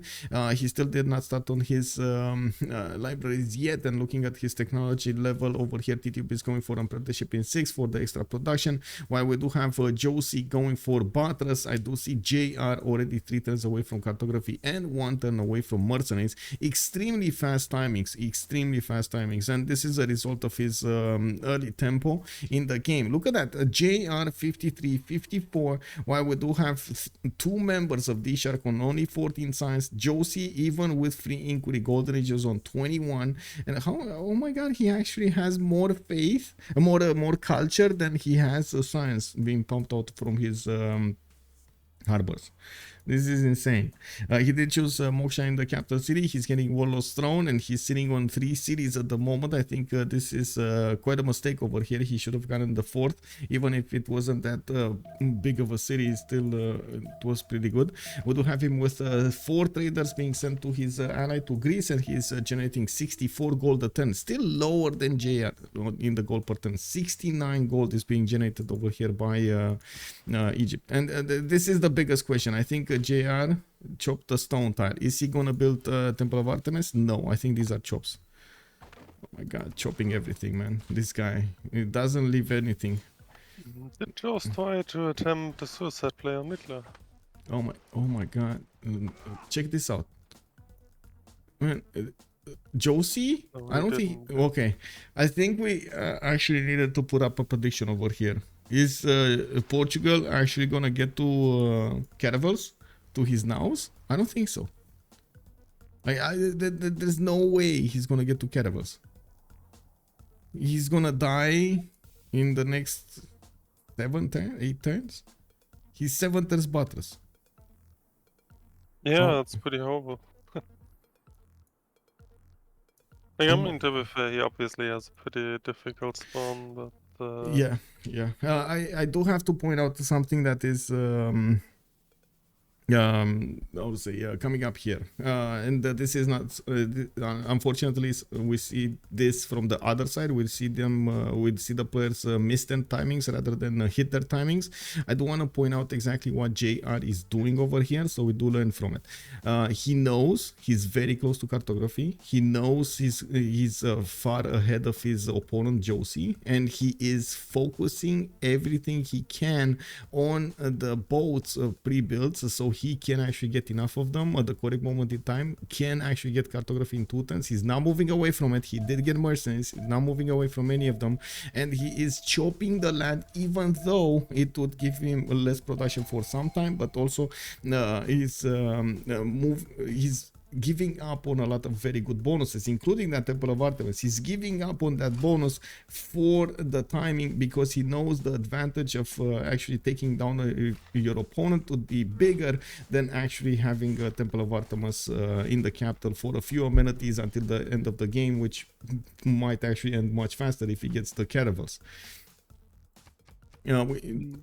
Yes. Yeah, I think this is actually a very good point you make, because I feel like, generally speaking, this is the main advantage between like really experienced players we see like on like these high level games or CWC, and like your usual FFA that you play, right? Yes. Because like in FFA or like less experienced lobbies, it's really just pretty much like sim along. Well, the really good players identify the weakness in the opponent and like just choose a window of opportunity and then just go for it, right? And punish your weaknesses you may not even be aware yourself of. Yes, that's true. And it's not necessarily about a certain civ, right? Like, generally speaking, you wouldn't expect Egypt to carol wash you or anything like this, right? Like, this is just reading the game correctly, realizing that if you have impact right now, it's worth more than simming along and just punish you. Yeah, this is what really good players do. Yeah, a lot of the times this is what's happening, and we've seen it multiple times with players choosing. I've seen Russia coastal. I've seen so many civilizations that you wouldn't think they're actually going to be very powerful on the seas. But again, reading the situation of the game correctly, they did manage to overwhelm their opponents when they thought the least it's going to happen. They were caught by surprise, and there is a possibility here for Joce to see this, right? JR is getting up in military strength, gaining more military every turn, which is a clear sign he's doing something. Now he has 1, 2, 3, 4, 5, 6, 7, 8 of these impossible caravels upgrades here. This is gonna be quite a navy that he's gonna get against Lisbon. Elephant guy, good evening sir, and welcome. Thank you so much for the raid. And of course, I'm actually curious what happened in your games, Elephant guy. We do have JR actually building the first caravel. He upgraded 2 of them. Another thing that I do want to mention, he already had the mercenaries open, so he's upgrading these boats with the half coast card. He does have 3 of them upgraded here. There are no admirals. They denied the admirals. Yeah, they still denied the admirals. We do have Indonesia starting to get admiral points. We do have Greece with admiral points, but they didn't open them up yet. We do have a harbor shipping project coming up from Asia Pahit. Titiits might actually want to open these up when again the opponent's least expected, and you can see that he is trying to get it faster, so his ally over here JR is gonna get an admiral with his boats as well. I do see Egypt is on 200 points, sorry, 200 points. Scythia is on 104. We do have Portugal on 85, and England is on 58. They're learning the meta on classic Regis. Fun screen versus Dave. Oh, I see. HOH. Very nice. Good. Meta on classic. I can't wait to see the games this weekend, man. I assume you're talking about Pangea, huh? Yeah, Pangea, classic Regis. Yeah. Are you talking about the part where you chop out 4 generals, or do you mean, or you're talking about the part where you forgot to ban pressure? Yeah, both viable points. Oh my god, man. Joce. 3 turns Batras, 2 turns civil service. The first caravels might actually knock on his doorstep this next turn, or this turn actually, but he's not gonna get to attack those galleys. We do have Scythia with his own galleys here, and Tidube as I not actually dedicated his science towards the top 3. Now I do see him getting new campuses down, and whoa, EXTAZZ actually going for Colosseum. I mean, this guy has dreams. What can I say? This guy has dreams. Not bad actually going for Colosseum in this location, but he can't help his ally. I mean, to be honest, I don't think there is anything that he can do to help his ally. I'm just saying, he can't help his ally. Well, to be fair, I think Montezuma or Elisabeth definitely should have boosted Batras for Portugal here, but... Oh my god, they got all the admirals. Scythia has Themistocles, Hanno, and Zheng He. While we do have Himerios and Leif Erikson on Egypt. Did they get a third one also? This one's fine. 2 medieval though, who got the worst? Ah, Rajendra, Portugal. Okay, see, so he got one. Okay. No. Okay, Because so a couple of them were clicked classics. He got the last one. Well, it's still something, and you do see that he's scrambling to get as many galleys out from his cities as possible. Yeah, actually, I don't know if I really like the Hanno usage here, because like it obviously just gives away. May as well just wait for stuff the caravels and then really bop in. But yeah, oh my god. I guess JR's winning that hard doesn't really matter, but... Wait, what does he want to destack? Oh, the privateer? Oh, there was a galley. No, there wasn't. Okay, never mind. I think JR just saw something in the fog or something. Anyway, these caravels are starting to move. We do have the admiral that is gonna need to get there. 2, 4, 6 boats, 7 boats did upgrade, and they're moving on to the coast. We do have actually Tidube using his chops to get more of these galleys over here on the west side. They are gonna focus on taking down their opponent entirely. They have a target right now, and this is gonna be so much of an impact on the game, with Joce making 91 points of gold per turn, and giving those trade routes also some benefits to Greece. This is gonna be incredibly painful. We do have Pipo also the moment not actually getting his boats out. He does have only 22 science with 56 culture. Mathematics coming up in 2 turns. It's clear that he actually wants to go top 3, but it's gonna take so long that might be a bit too late. Corinth getting a victor established. I do see Reina over here in the city center to get that extra gold in, and I do want to point out EXTAZZ's sim. Even with this land, it's pretty good sim, man. I gotta say, EXTAZZ did well. Yes, 4 turns Colosseum from Chempoala. He's chopping it down. Probably gonna get it next turn or in the turn thereafter. And we do see him putting down Xochicalco next to that spy style, where he's gonna get a builder to get some extra amenities. We do not have him with an opportunity to go against Indonesia though, but he's gonna be he's the one right now, I guess, carrying his team, right? 87 production, 53 science with 72 culture, while on the other side we do have Sprig jumping up to 79 science and 29 culture. Now it's still in a pen bash and voice. I cannot believe that he actually has such a low culture. Oh, no moksha, that's why. No moksha. Okay, let's see the early moves. We do have Portugal with a privateer in the capital that actually deals quite a bit of damage. That's Rajendra Kola, right? He just activated Rajendra Kola for the extra. Oh no. So he's not gonna have an admiral for the privateer. I think he realized that he's so far away anyways that he cannot use it. So may as well use the privateer right now. Yeah, but he's not gonna get the second one, and Egypt is gonna get his. Anyway, yep. I guess it's it is what it is. We do need to see if Indonesia is going to try to get in on the action over here. Titiits is getting his will. We do have a civil service. I'm pretty sure he's going to need civil engineering for that niter. And we do see he's just simming at the moment. No kampung yet. No kampungs, man. Looks like he's the same opinion as you. No kampungs. Yeah, it is what it is.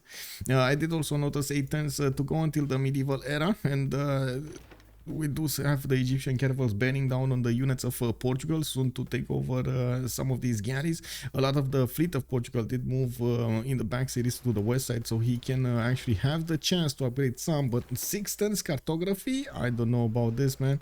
These caravels are gonna have so much time to actually attack their opponents here with no reaction. Tidube 1 turn away mathematics, divine right coming up from multiple players. We do have a silver service also discovered by Titiits. I am actually quite curious if there's no, at the moment this damage does not actually have the military alliance damage nor the admiral damage. So whoa, these caravels, man, 73, they're gonna be 73 on the attack. Wait, JR doesn't have melee? What's happened there? He does, nobody else did. Like, he has it, nobody else managed to get it. Oh no. Yeah, rip. And he lost a caravel. Look at that. Actually, Joce managed to take out a caravel of JR. I mean, to be honest, JR was a little bit overexcited here, attacking to his opponent like this. So he kind of sacrificed one of those caravels. But anyway, he's getting his blood now. We do have 2 of these galleys taken down, while Joce did manage to get the walls, and he's gonna try to defend Lisbon with them. We do need to see if that's gonna be tough enough. The caravels are gonna get some promotions going, and finally Himerios is on the front line, is getting all of these very, very good attack points going against his opponent. I'm pretty sure he's also yeah, there we go, he just got military alliance, getting those extra points of damage in. I don't think we have, wait, do we? Joce, I don't think he actually has military alliance either. Let me actually double check this. Does he? Yes, he does. Okay, so both of them have a military alliance. Why did he not go to the west? Wait. You mean who? Who actually? Portugal or Northman? Thundorios, good evening, sir. Definitely, it's a caught with his pants down situation. Yeah, it's hard for Joce. He's still doing it. You gotta admire how he's trying to stay on 3 cities over here and get everything going. Cartography coming up in 3 turns.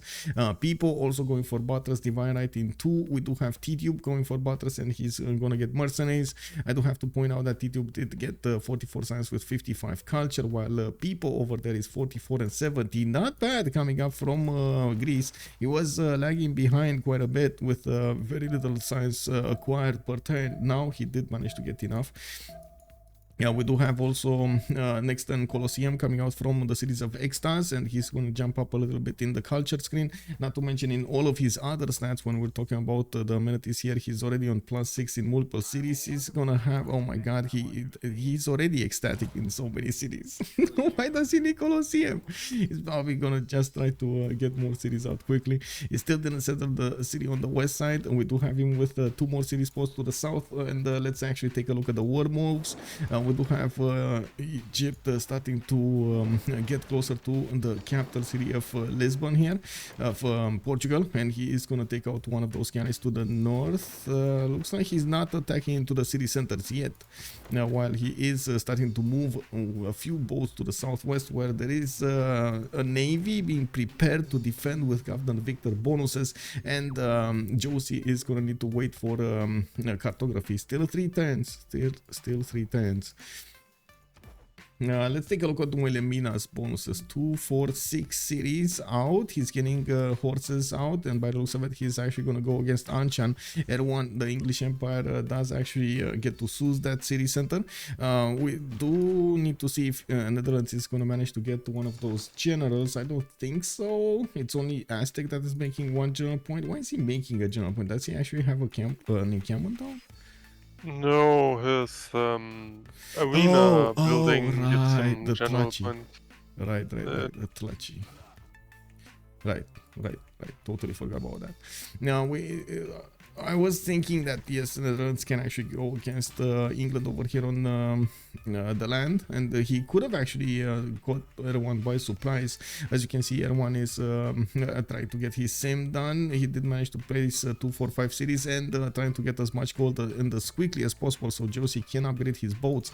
In the score screen, they do have a decent amount of gold in the coffers, so I think it's going to be fine to upgrade the nows. The nows are dangerous, very dangerous. They don't have an animal here, so it's going to be a little less than usual damage coming out from them, but they have an extra promotion, so +7 immediately. It was quite important for JR to get this war going from early stage, so he can actually get the experience points on his own boats. Yeah, let's also have a look at the follow-up. Are there any indoor quarteremes or the pre-builds from JR himself in the east coming? We got a few more caravels. Yes, there we go. Quadrims coming up from the northern city. Rakedet is going to get intelligence agency for the spy, and extra +3 could be acquired. We only have a single quadrim from Titiits, and I don't see him actually building up a fleet over here for the Jongs. We did have him getting Artemisia, just Artemisia, so not that big. Oh, wait, there is a Jong. 1 single Jong. Whoa. Okay. Well, I think that's enough. Jong was enough to kill the walls. Well, actually, I don't know. If he keeps shooting the walls, I don't know. How does the privateer do against the Jong? 3-shotting it, 4-shotting it. Yeah, but together with the city shot, this maybe 2-hit. Yeah. So there's actual danger, huh? It is. It's dangerous. Let's actually see. 5 turns until the medieval era. And we do have Joce 2 turns away from cartography. He's getting a divine right. Looking at the era score screen, people going dark. I don't think that's a possibility for him to go any other way. And I really like this. I really like that he noticed the danger of his ally, how much in danger his ally is, and he is trying to help him out. Is it gonna be in time though? We do have Pipo. Did he just get cartography? No. Okay, he's 7 turns cartography. He's gonna get boosted by Joce. Mercenaries coming up in 2 turns. They do have a decent amount of gold. Getting more science is getting a lot of culture out. And in the meantime, just pumping out galleys from multiple cities. I'm actually surprised Knossos is waiting for that campus, but I guess it was a 1 turn, so you know, getting the science would have been important. 6 turns, okay, it's probably gonna be like 2 turns, 3 turns difference between them to get cartography. Jong moving in. That's only, by the way, I gotta say, Titiits didn't even escort this Jong. I'm very surprised about this. I was expecting him to escort the Jong at least, you know, but yeah, no. JR is getting an attack back. We do have the caravels taking quite a bit of damage from the privateer, man. This privateer move was pretty good. And when the Jongs will come out, this is going to be dangerous. Tidube is going to need to enter the fight as well with his cartography coming up in 3 times.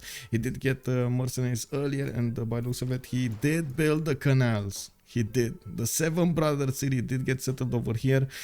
He can actually output boats from Komstromskaya, Soloka, and 7 brothers, and of course using Mitra's production over here for those boats. No canal yet from the eastern side, while I think he can actually canal over here from Prokhorovka to the west also. I don't think he's gonna do it, but just saying he could. Now we do have to take a look also on the Niter generation, the Niter situation. At the moment, nobody from DShark is making Niter, while we do have only Sprig making Niter over here from the right side. And probably that's why Indonesia did get that Jong over there, 1 single Jong to rule them all. We do have encampments being put down from Jambi. I think Titiits is realizing that he's probably going to need to fight EXTAZZ over here on the land, and he does know EXTAZZ does have very, very good stats. We do have Indonesia with his own 69 science and 60 culture, still in a pen brush and voice, and looking at the score over here, EXTAZZ is gonna be in golden. We do have Erwan going dark, 35-38, Joce on 33-39, again probably gonna want to stay in a dark age, so he gets an extra +5 on his boats from the card. Now we do have Tidube going golden, JR going golden, Titiits going golden, and Sprig 4 points out from getting golden. He should be able to make it. Oh my god, he got trolled. Kick double. Is he gonna have enough strength on these horses to actually punch through enchant defenses? It might be. Yeah, he's just gonna keep on attacking.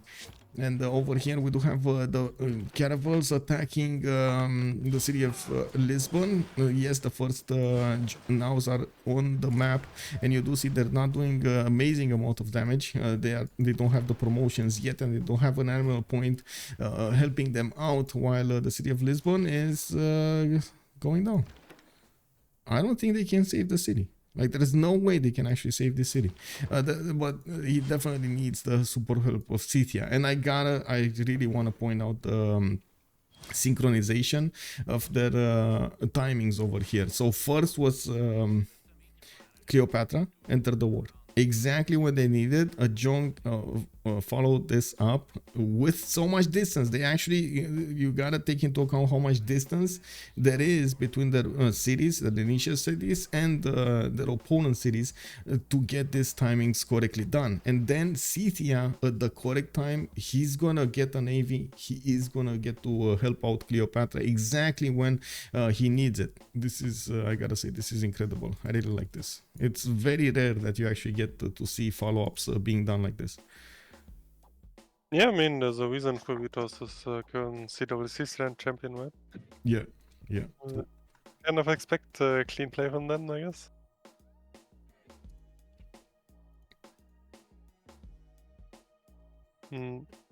Also, I think the Dark Age on Gorgo is arguable. I don't think it's very good. I feel like if at all, Gorgo needs to be able to contest stats of Scythia and Egypt, then maybe try to get an advantage on Ironclads or something. Like, going dark right here will just... He might die. Another... yeah, but that's pretty much it. Like, I mean, as per usual, I don't want to be too dehyped, but the way it kind of goes is like, if Portugal just completely dies here, you may as well see already. Because honestly, Elisabeth going dark here is catastrophic. Yeah. Like Yeah, it true. is just not beautiful. So if Elisabeth and Gorgo both go dark, Portugal dying, I don't see any angle for them. The fact that actually Sprig is just allowed to take a city-state next to Elisabeth here is pretty much telling the story of the game. Well, to be honest, he put everything he could into getting his gold generation going. So he prioritized as quickly as possible getting these lighthouses going. He got his chops into his traders, and because he went externals, he didn't actually have a lot of production compared to the internals of Sprig. Like looking at the yields tab over here, he's 64 versus Sprig 100 production. But I do have to say, yes, it is a bit unfortunate. If they would have had more time, I think it would have been fine, but they just didn't have time. Like Ptolmeic showing up, like he showed up over here, did give them such a big advantage to actually get an edge in this game. Now we do need to see if Tidube is going to join up with all of his forces. He has 2, 4, 6, 8, 9 galleys in the south with another 1, 2, 3, 4, 5, 6, 7, 8, 9 boy. Oh my god, 18 boats. Kick W, man. Does he actually have enough culture to get to nationalism? No, 80 culture, not that enough. Okay, not that fast, but any 18 boats to fight Greece is gonna be more than enough. Greece has 1, 2, 3, 4, 5, 6, 7, 8, 9, 10, 11, 12, 13, 14, and is getting 15 from Knossos. Yeah, the thing is, Dark Age doesn't really help the defending because it only works on attack, right? So, like, like, Dark Age card is pretty good if you want to push someone, but if you're Yeah. defending, doesn't do anything because I it only agree. works I on agree. spam. I agree, This and I is think why I he's. really dislike it. I think he's gonna focus on counter-attacking rather than defending. Like he probably thought in his mind that he's gonna get to counter-attack over here against Egypt. I don't think they are aware of Scythia's bonuses, as in how many boats he has. I think they just also noticed, they could notice actually the increased garrison defense strength in the cities of Scythia, so they're gonna know he has caravels. Scythia does also have an extra +5 whenever he's attacking wounded units, and an extremely good advantage when it comes to healing his boats. Whenever he's gonna take down a boat, he's actually gonna heal back portion of his health. That's pretty good. What is it? 20 points or something like that, or 25 points he's gonna get back? Up to 30, I think.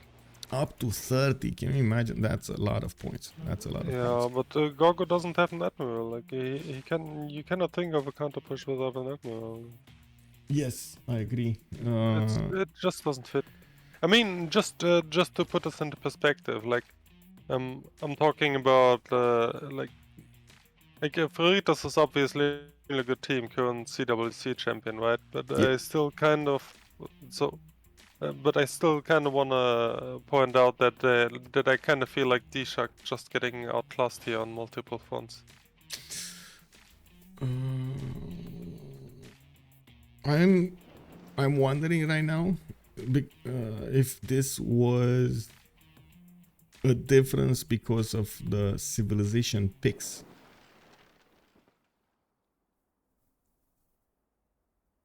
Well, I mean, Ptolmeic is obviously known to be pretty broken and is among the top bands. And you can make an argument that Ptolmeic obviously throw a big wrench with big timing into Portugal. Yeah. But like what Gorgo does here, what Elisabeth does here is not really about enemy interaction, right? It's just them being... It wouldn't have helped though. As in England, I don't think it would have helped. He can't help, right? He's inland sea. He can't help out his ally. Yes, not directly, but if we come back to Portugal, for example, he built lighthouses. I think in a situation where Portugal is in, you cannot do that. Like, you either don't do any lighthouses at all and rely on the backliner doing your gold, or you buy the lighthouses. But like, that's just too much tempo lost. Honestly. Okay. frontline position like Portugal, you just like pretty much all you do is builders for jobs. Then you get up the campuses. Then you chop out all the pre-builds and the admirals, and you do nothing else. You really on frontline naval, you simply cannot build lighthouses ever. Well, to be honest, he did everything. He did chop everything here. There's Oh nothing yeah, really. Everything he chopped. Maybe a little bit in the like there was a difference in when he chopped rather than also if he chopped. he had to spend the production on lighthouses, which I think is Okay. just delays his timing too much. How No? much? It's 120 production. Oh, well, 60 on standard speed, on online speed. I mean. Well, now he actually can survive on Beja and until frigates. It does look like Scythia is gonna get a few boats, but he definitely doesn't have the damage to attack into the nows. And these are way too strong, way too strong. And you can see how he actually used as many scouts as possible. He's probably waiting over here also for Pipo to get his upgrades going. And we just jumped into the medieval era, so we're gonna have the First World Congress here in soon. While we do see them giving the gold to Pipo, so he can upgrade his unit. Oh, they don't have gold. Oh no. Wait, they don't have gold. Oh no. That's only 3 boats got upgrades. Oh no. While you do see all of the boats did get upgraded here from Scythia. Well, the majority of the boats. Anyway, we're gonna have a pause of 2 minutes, and we do have to put this really quickly. Let's go for faith. Nobody's gonna go faith. Digital faith. Me.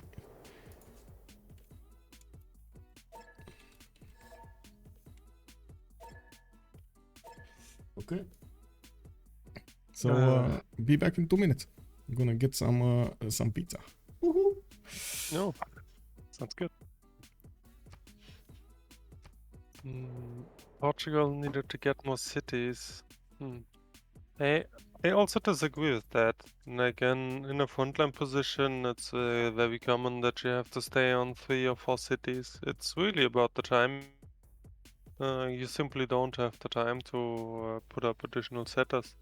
Also, he obviously didn't even have a decent spot for a 4th city, so I agree with this 3-city setup here.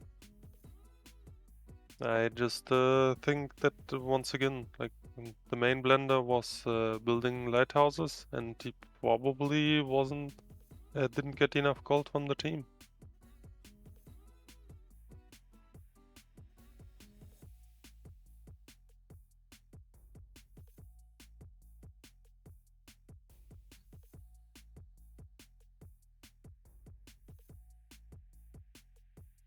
In a position like his, you really have to pretty much take everything. It's really not about disagreeing. Just iterating it because I feel like these are the not so obvious things. Because it's in the end it's a team's game, and if you have a single frontliner like Portugal, you really have to make a team effort and give him pretty much everyone he needs. Just is in a disagreeing mood tonight. I love it. Yeah, he likes to disagree. Yeah, I was already talking about it. I'm not really disagreeing. I just feel like I can give the best insights when talking about the stuff. Yeah, obvious. Yeah. Oh, there we go. That's the GG. Yeah, okay. kind of expected. So that's a GG. They probably thought they might get an advantage in the Diplo Congress. They didn't, and Freritos just won a very, very, very commanding win over here. I gotta say, it's by your actions this day. It was incredible to see how they synchronized with the timings, how they got everything they needed at the correct moment in time, and JR's choices were just on point. On point. I can't wait to see them, of course, playing the next wave of the top games in the CWC, and we're gonna need to see if Freritos is gonna keep this up. I do have to point out they will have the summer house. That's one thing. Freritos did tell us about before the season of the CWC they're gonna have a week off, so they're just this is the last game until 2 weeks from now, so we're gonna need to see them coming back, and of course let's see what they're gonna do then. Whoa, 19 months. 19 months, let's go. Thank you so much for the prime, sir. All triangle, much appreciated, sir. Also, what will you stream for the next 22 hours? That's yeah. That's a good question. That's a good question. Tomorrow we're gonna have another game. It's gonna be, wait, is that the GBL game? Tomorrow is Friday, right? So let's actually take a quick pick on my Discord. I already did upgrade my schedule on Discord, and let me actually take a quick pick. GBL versus Ulysse, Goal by Library versus Ulysse. We got on Saturday Shakun Porsoa versus Narhaina, and on Sunday TVMT TV Montinghi versus 12 Plus. In the meantime, well, let's actually pop in the discussion channel over here. You wanna join us, Justice, or you're good for tonight? Yeah, we'll move over. I'm actually curious what they think about the Lighthouse. Okay. Whoa, Trinda, thank you so much for the raid, sir. Good evening, good evening. How did the CWC game? Oh, wait, don't tell me. No spoilers, no spoilers. It's fine. I hope you had a good stream, sir. And of course, it was a good game. COC was fighting La State Company in the CWC, and that's what Trinda was getting over there. Let's actually have the post-game chat. This was a fast win. It looks like Freritos did manage to get the good timings going for that. Caravel attack against their opponents, with Ptolmeic going against Portugal and managing to take him down. Let's move in and see what they have to say. Tout d'un coup, tu pouvais te remettre à Goce. Ah, c'est parce que j'ai swap l'encens dans ma B3 et t'as fait le miel là. J'étais... Comment ça, j'ai été exclu par l'autre de la game? Enfin, tu te prends pour qui? Tu mets pas pause dans ma game, frérot. GG well non, you got the big guns game. Big guns in the game, JR. How are you doing, sir? Long time no see. Ah, very good, Michael. Very good spawns, very good match. Playing balanced Civ, JR, huh? Yeah, but you didn't see, but I had a trader in hut and a golf title in hut. Oh, we didn't see the that. golf title, but I noticed the trader and your insane tempo. The Civ is completely busted on this map. It's crazy. To be honest, you had at some point at the beginning, like 1026 or something, more production than any of your opponents. Like 40, 50 production. No, the capital had more production. Oh yeah, just the capital. Just the capital, not anything, just the capital. At some point, you were doubling like 2 players in the enemy team. I want to say like every game with this Civ.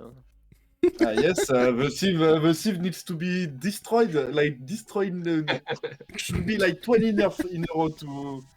The Civ is legit. Like, I don't want to talk about it, man. How did it go through though? How did it go through the bans? Because they told us that they rolled some maps and it was not very good. Okay.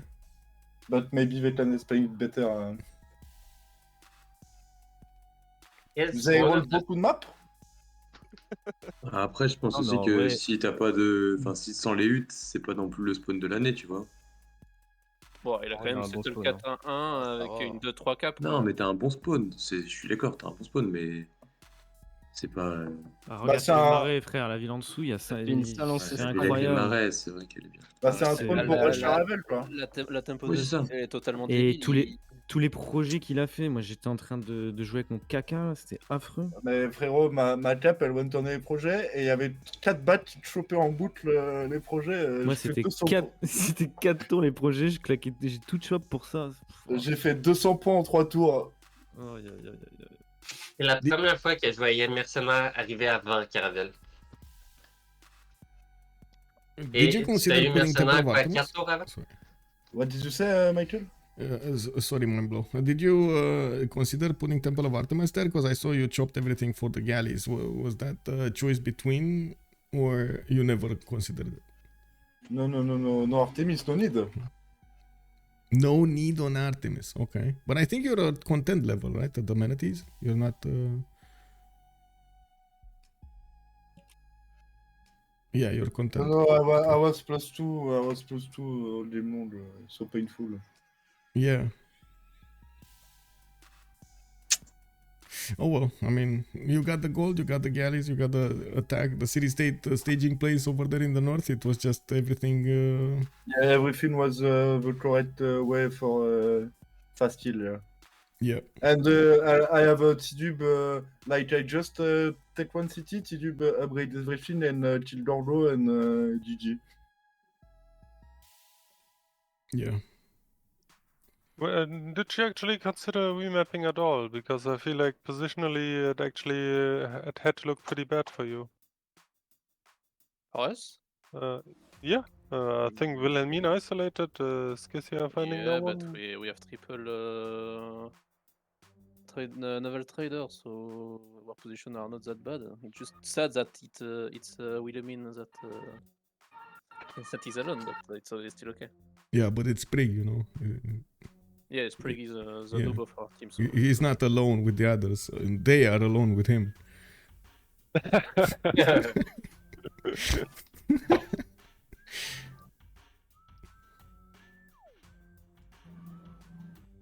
Yeah, also Portugal pretty unlucky on the spawn, I guess. Well, naval map. Hein. Yes, but you had the trade with Gorgo, plus trade Moctezuma England. I don't know. Pourquoi t'es parti à Manille? Tu voulais trade avec la CS au début? C'était pour l'âge d'or. Ah oui, c'est le problème du Portugal. Ouais. Bah sur son île, ouais, j'imagine qu'il n'y a pas eu beaucoup de buts quoi. Eh bien j'en ai eu, je crois une. Non, non je sais même pas. Nous on pensait que c'était ton seul moyen de trade et que tu t'allais trade en externe avec Mitla du coup et que tu devais la kill le plus vite possible comme Mais ça tu n'avais pas de goal. Je suis trop con parce qu'en fait quand il tape la CS, je dois déclarer, la taper, la raser et puis on n'en parle plus. Non mais tu peux pas faire ça. Enfin, faut vraiment que t'aies le clic parfait quoi. Ouais, ou alors je fais un noubar quoi, mais... Mais le tour où tu tapes avec les deux poneys assez tôt, là je la tuais normalement la CS. Et après une fois que t'as mis le poney, bah en tout cas dans la prévision je la tuais, donc après je sais pas mais... Au pire tu la tues, c'est... Moi que je la tue ou pas, ça change rien parce que mon plan de jeu de base c'était de mettre triple ville canal dans mes lacs et de te prendre par surprise.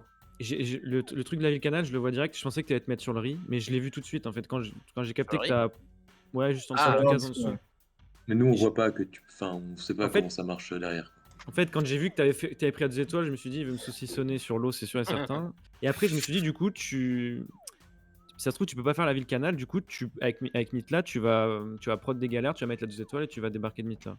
Bah, s'il y a pas JR qui est juste au-dessus et qui a fait un rush caravelle, Mitla, je le rassure. Ok. Et comme JR était là, moi j'ai pris le temps d'aller sur apprentissage et tout avant de faire le caravelle, quoi. Ouais, GG les gars. GG. Yeah, GG, bonne soirée. Ciao, ciao. GG, thanks for the cast. It's a pleasure. for the cast, It was a great game. Good evening. Ciao. So there we have it. I do want to thank Justice for showing up tonight with us and giving us his insight about the game. Even if we do, how to say, clash a little bit in our opinions, it's very, very, very well appreciated. Thank you so much, Heinig Dave, also for being here. Good evening, sir. Good day, actually. I hope you have a very good day. Signor Testa, have a good evening. Andino, bonsoir, monsieur. And let's see each other in the next ones tomorrow. Ulysse going against Goldby Library. It's going to be quite a matchup over there in the CWCs.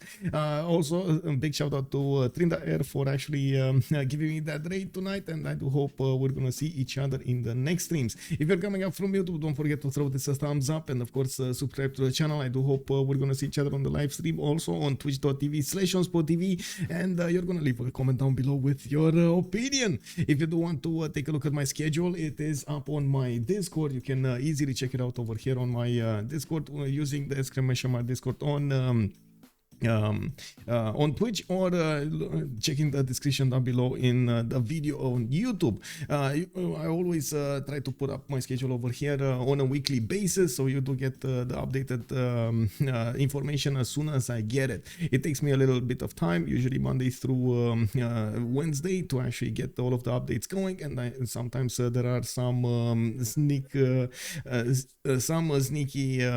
games that I only find out about an hour or two before. I do try to get them as how to say, as